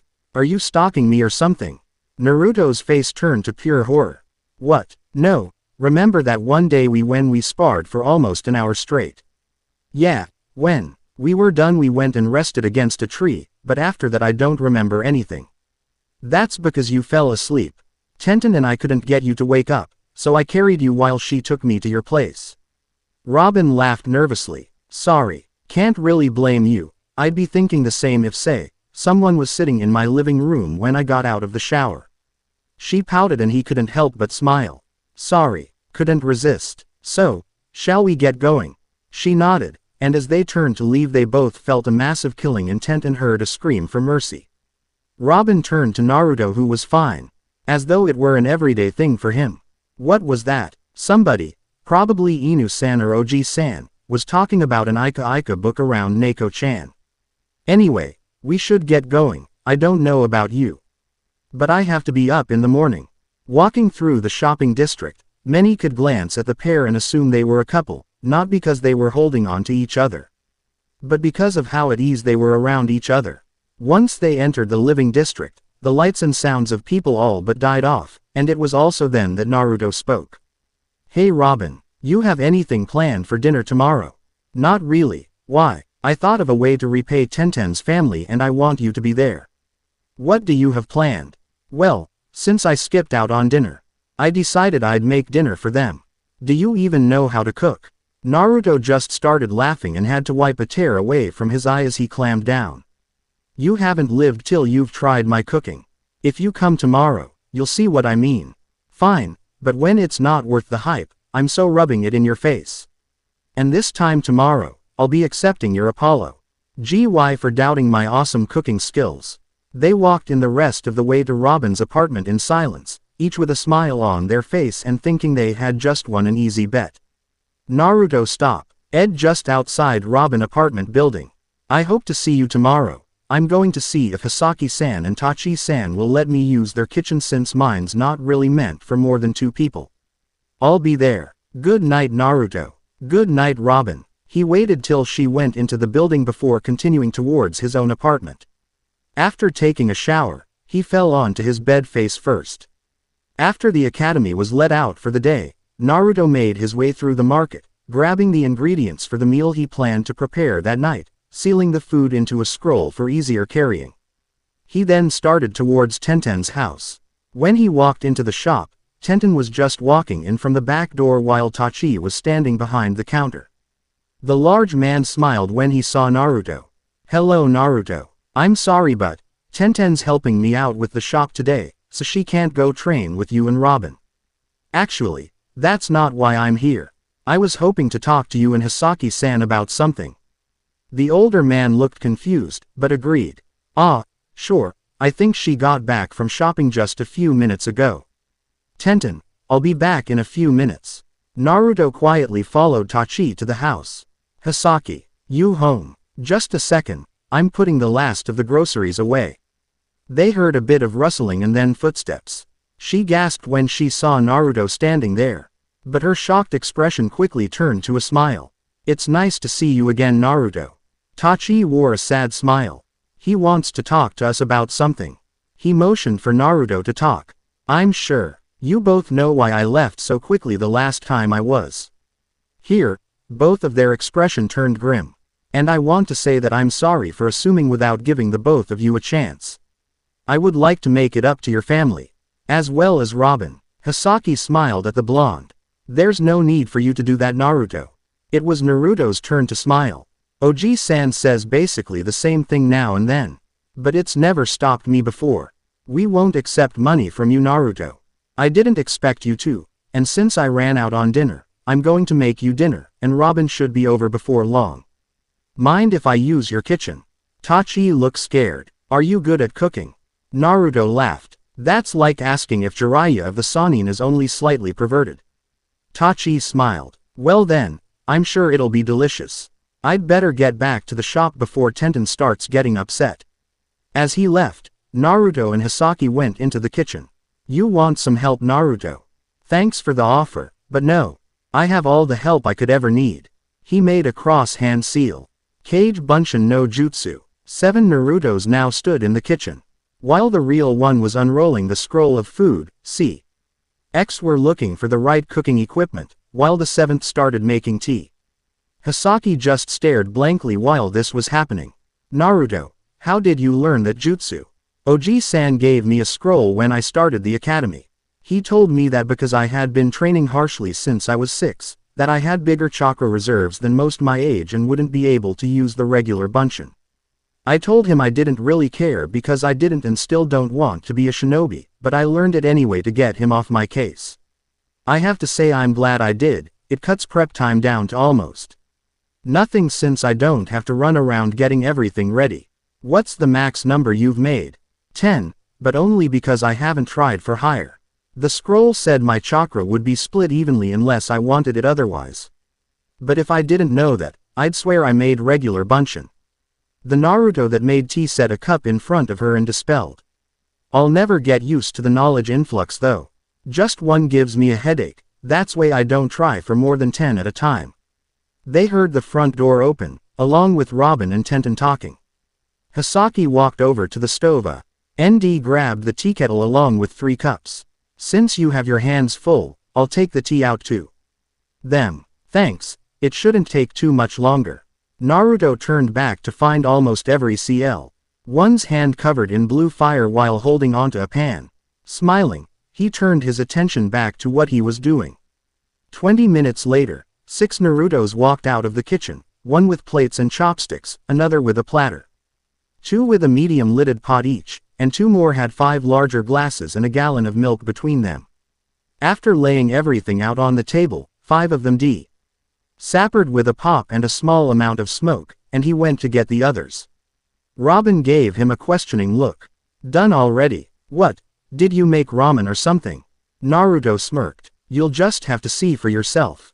Now let's eat before it gets cold. When Naruto sat down, Robin and Tenten sat on either side of him while Tachi and Hisaki sat across from them. On the table were a platter of barbecue pork, a pot of chicken teriyaki, and another pot of rice with enough of everything to feed 10 people.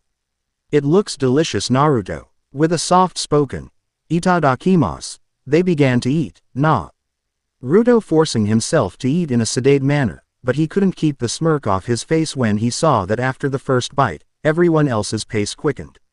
It wasn't long before all of the food was gone and Naruto had a few clones in the kitchen taking care of the dishes, while they sat out in the living room with another pot of tea.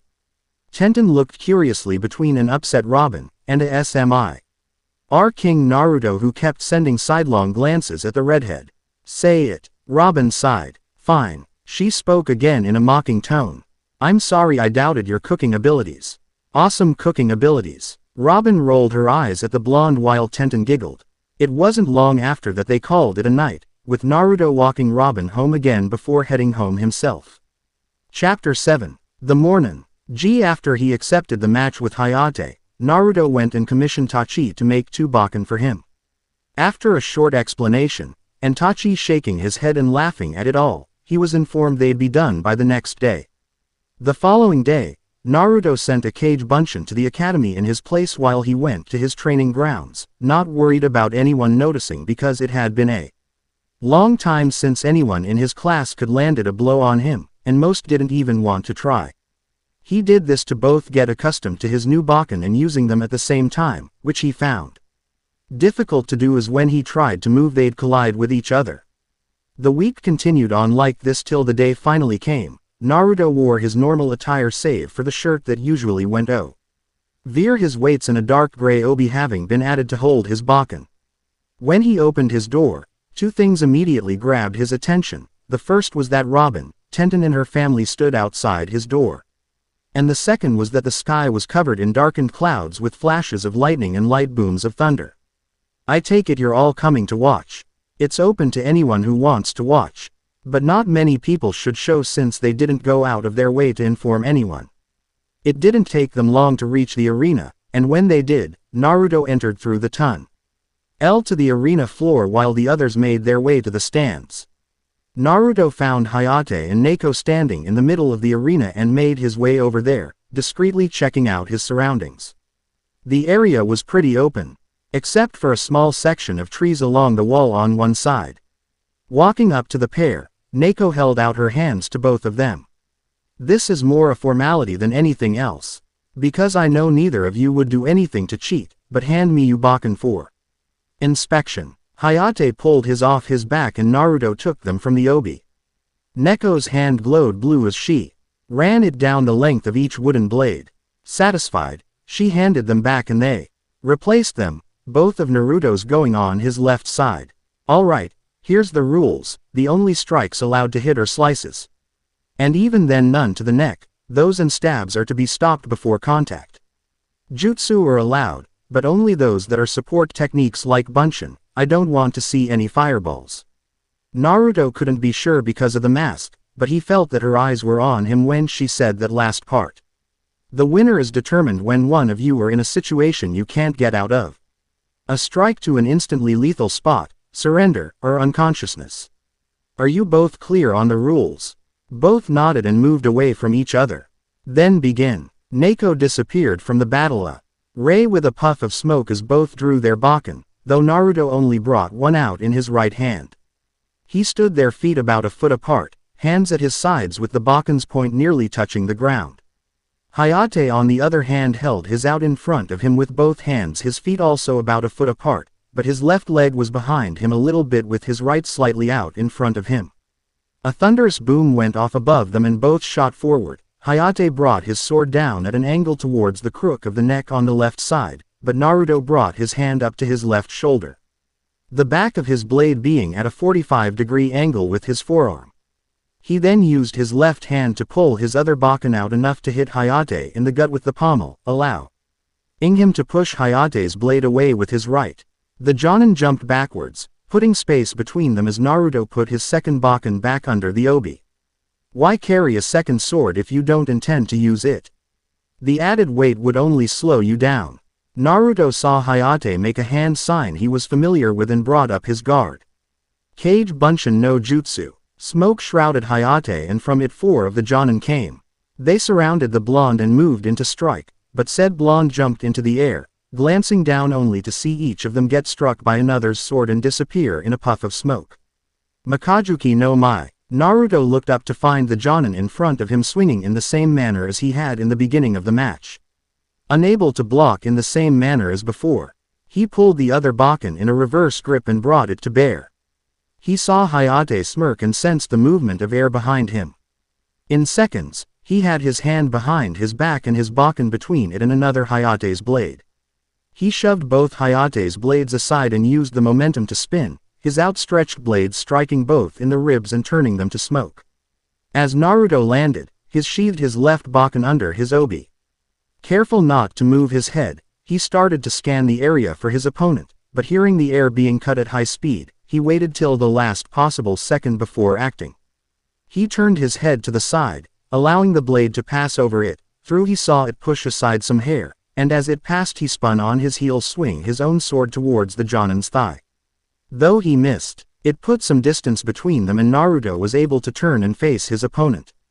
It was then that the rain started to fall. It started off as a light drizzle, but quickly became a downpour. Neither combatant seemed fazed by this development in the slightest. They both charged forward again, their blades locked together with so much force Naruto had to hold on with both hands. Hayate however didn't sit idle as he pushed Naruto's blade aside and sent a round kick to the blonde's head, knocking him to the ground several feet away. The Jonin considered going after him for a moment, but decided against it as the blonde rose to his feet within seconds of falling.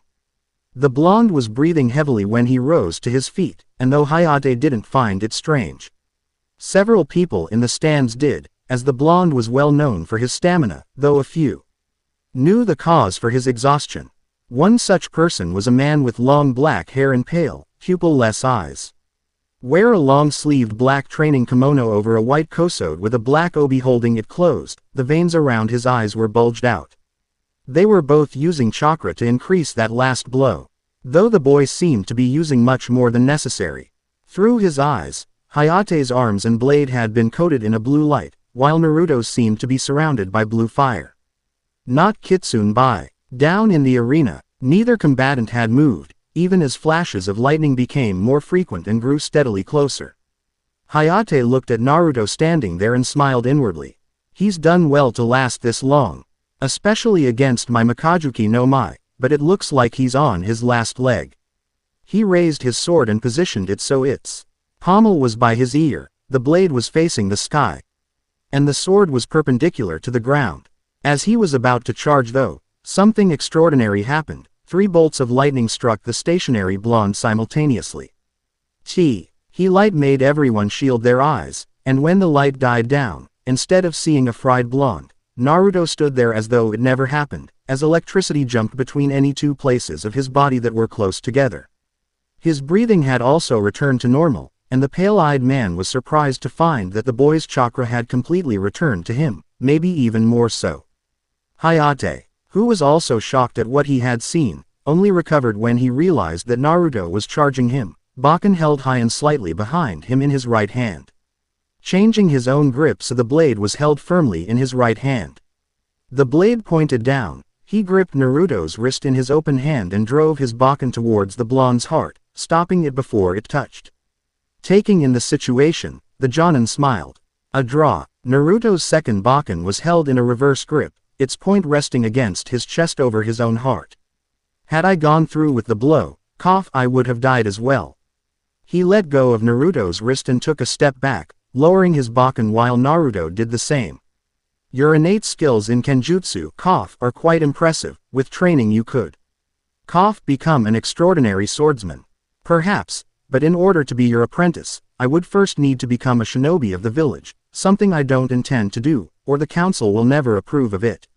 And while I must decline your offer, I recommend that you reevaluate the 5 you had considered before meeting me, as I'm positive that at least a few of them will have worked hard to improve their skills after their defeat. I'll consider it. The 2 bowed to each other. Before both left the battle area, Naruto left the arena entirely, while Hayate went up into the stands using Shunshin. He appeared before the Hokage, Inu, Neko, and the clan heads of 7 of the 8 remaining great ninja clans, the Hokage being the 8th, and bowed. A dark-haired man with a few small scars on his face sat slumped in his seat between a large red-headed man and a tall, skinny, long-haired blonde man. The blonde was smiling as he spoke. Gaki's got talent, able to fight our top swordsman to a draw. The same pale-eyed man grunted. There's no doubt about that, Inoichi, but he was right about the apprenticeship. We cannot allow a shinobi to teach advanced fighting skills to a civilian. Training on his own is one thing, but this can only be considered if he were to become a ninja. The slumped man rolled his eyes. Why are you being so troublesome? The boy already turned down the offer. There's nothing to talk about. Quote, the large man spoke up afterwards. Shikaku's right, Hiyashi. There's no point in arguing about something that's already been decided. A man with the lower half of his face hidden behind the brim of his coat and wearing dark sunglasses stood against the wall behind the others, his face darkened by the shadow of the awning. What we witnessed today was not just his ability with a sword. A fact Hiyashi knows as well as I. What do you gain from keeping quiet about this, Hiyashi? As though the man could sense his thoughts, Hiyashi turned to meet the gaze of the shadowed man.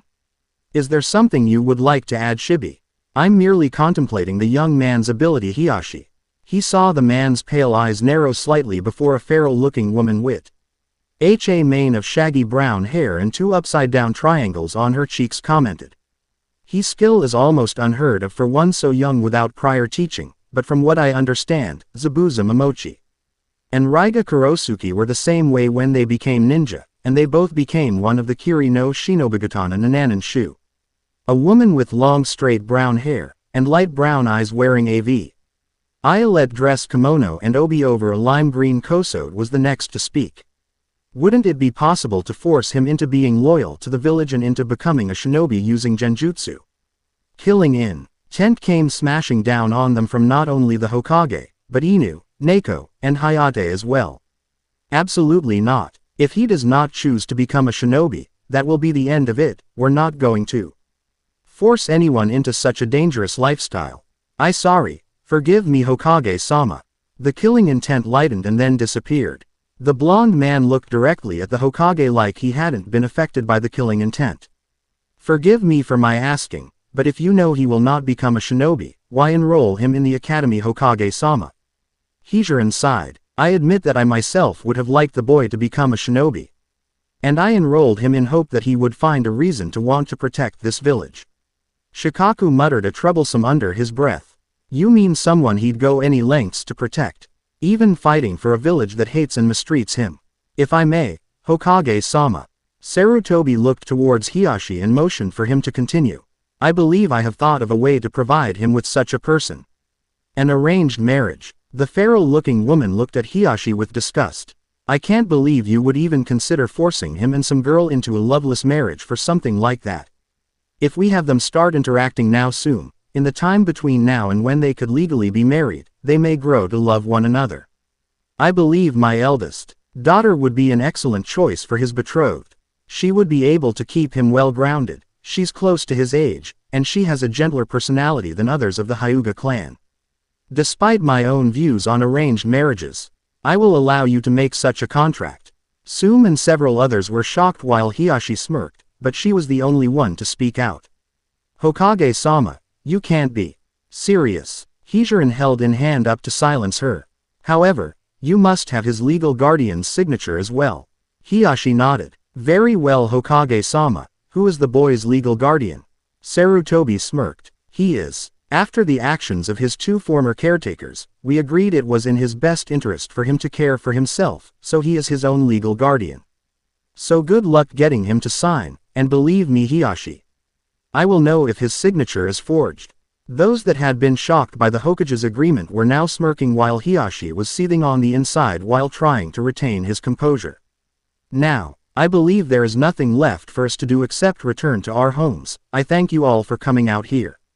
Hijiran, the two Anbu, and Hayate vanished in puffs of smoke, leaving the clan heads alone. Through they followed suit almost immediately after. Naruto stood beneath the giant tree that stood in his training area as the rain continued to come down hard. I don't understand why it happened again. I never lost control in the spars I've had with Robin during training, so why did I today, or the first time for that matter? And worst of all, it happened in front of them. What if they realize what they saw? I don't think even Oji-san could protect me then. He was broken from his thoughts by a build-up of chakra within his body and placed his hand against the trunk for support as he felt his legs growing weak. A blue ripple emanated from his feet and all the plant life around him became brighter and looked more alive than it had when he arrived. How many years has it been now since I first started coming here? 5, 6, and in that short time, I've seen you grow from a small sapling barely getting enough sunlight to survive, to the massive size you are now. Towering over those that had once nearly killed you. He heard someone land somewhere behind him and start walking towards him. You not thinking about training in this, are you? Naruto SMI, led slightly at the worried tone in Robin's voice. No, I just came here to think. He turned around so he was facing her with a smile. So what can I do for you, Robin? I wanted to thank you for what you said to Gecko-san. About reconsidering the 5 of us, and I know I'm not in any position to ask you, but I was hoping you'd do me a favor. I suppose it would depend on what it is, but I'll tell you right now. If some guy's not taking the hint, just say the word. His smile widened as she giggled. That's nice to know, but not what I wanted to ask. I was hoping you'd help me learn to use my Kekkei Genkai better. His smile fell, which she noticed immediately. You know what? Never mind, I shouldn't have asked, I'm sorry. She turned around and started to leave, but Naruto grabbed her arm preventing her from doing so. Robin, I don't know how much help I'll be considering I've never even heard of it, but if you'd like I could observe and comment on what I see, all right. She nodded and his smile returned. But not to the same extent. Seeing as it probably won't work too well in the rain, we won't be able to do anything till it lets up, probably sometime tomorrow. Robin smiled. That's fine. My sensei was needed on a mission so my team's off duty until she gets back. Alright then, meet me at Training Ground 7 tomorrow at 8.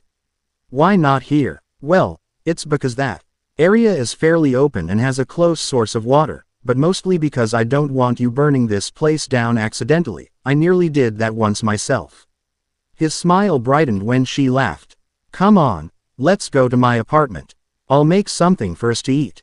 The red-headed girl grabbed his hand and started dragging him towards his apartment as fast as possible. Within minutes, they stood outside his door and he blinked several times as if he couldn't believe he was seeing it. I think that's a new record. He opened the door and kicked off his shoes before heading further into his apartment, leaving Robin standing there, as she didn't want to get his couch wet. A few minutes later, he came back out with some clothes in his hands. You need to get out of those wet clothes, or you'll get sick. He handed her the ones he had brought out. They may be a little big, but it's the best I could do. When you're done changing, give me the wet ones and I'll get them in the dryer. She smiled. It's fine. Thanks for everything, Naruto. She kissed him on the cheek and left the room, a small blush on her cheeks. Naruto chuckled to himself, a light blush on his own face. I wonder what she'd do if she found out I'm a clone. Probably set our ass on fire, and I definitely don't want her to do that. I like our ass. The clone paused in his mental rant. That didn't come out the way it should have. He shook his head and in a puff of smoke he was gone. When she came back out, Naruto and a few of his clones were working in the kitchen in a white t-shirt and baggy blue pants. 3C. Clones had one of their hands covered in kitsunbai, while in the same hand one held a pan, one had a pot, and the last had a wok. He was just pushing the last of some cut-up chicken into the frying pan. And when she walked in wearing a overly large black t-shirt that was tucked into a pair of gray sweatpants that's legs were rolled up a few times. Using jutsu to cook, so maybe you're not a great cook. Maybe it's your chakra that makes it taste so good. Naruto shook his head with a smile. Nah, it tastes just as good on the stove, it just takes too long. He walked over and took the wet clothes Robin and disappeared down the hallway from a few minutes before coming back. When he came back out, he couldn't help but laugh. Robin was chasing after one of his clones, who was trying to stay ahead of her and keep the pan in his hand steady. Come on, just a small bite. Robin, leave him alone, or he'll spill it all over the floor. It will be done in a little bit. Pouting slightly, she plopped down on the couch. So what's the plan for tomorrow? Well, first I think we should test the range you have with it. After that I'd say accuracy would be your biggest concern, and we'll go from there. Robin's gaze went to her lap. Hey Naruto, what's the ability that you wouldn't even tell Hokage-sama about? You said that people would experiment on you if they knew, but surely it can't as serious as all that. Naruto sighed as he sat beside her. Robin, there's one weakness that every ninja from Genin to Kage has, that I don't. If anyone were to find out what it is, I would be dissect ed so they could find a way to remove that weakness from their own ninja, giving them an advantage over everyone. A Genin could go toe-to-toe with a Kage if not for the elder ninja's experience. Robin's eyes were wide. You're serious, aren't you? What's the weakness? I'm afraid you'll have to figure that out for yourself, but when you do, I ask that you not speak of it to anyone, not even me. In a village like this, there's always someone listening, isn't that right, Neko-chan? They heard some feminine chuckling and looked towards the source. Robin was surprised to find the proctor of the Kenjutsu match standing in the corner of the room, leaning up against the wall. I see Inu-senpai wasn't joking when he said you knew when you were being watched. I came to congratulate you on your match today. The clan heads were quite impressed by your performance. I would have congratulated you earlier, but I had my duties to attend to. I understand, and I'm happy to hear they enjoyed it. I just wish I had been informed I would have an audience. While on the outside he was his usual self, inside he was fuming. Shit. Clan heads mean the Hyuga and Aburame were there, and both clans deal almost solely with chakra. So they must have noticed it, but they haven't dragged me away, so either they don't know what happened, or they're trying to gain something personally from the knowledge. Would you like to stay for dinner, Neko-chan? I'd love to but can't. I have plans for tonight. Naruto smiled brightly. I understand. Can't have Gekko-san moping at home for being forced to a tie by a civilian amateur swordsman. Quote. Neko chuckled lightly. If he's moping over anything, it's that he can't train you. Sure, he'll be happy to just pass on his knowledge, but you really are something special. Naruto sighed. I think I'd prefer to be ordinary, get into less trouble that way. The end. Remember to subscribe and like this video. See you in the next video.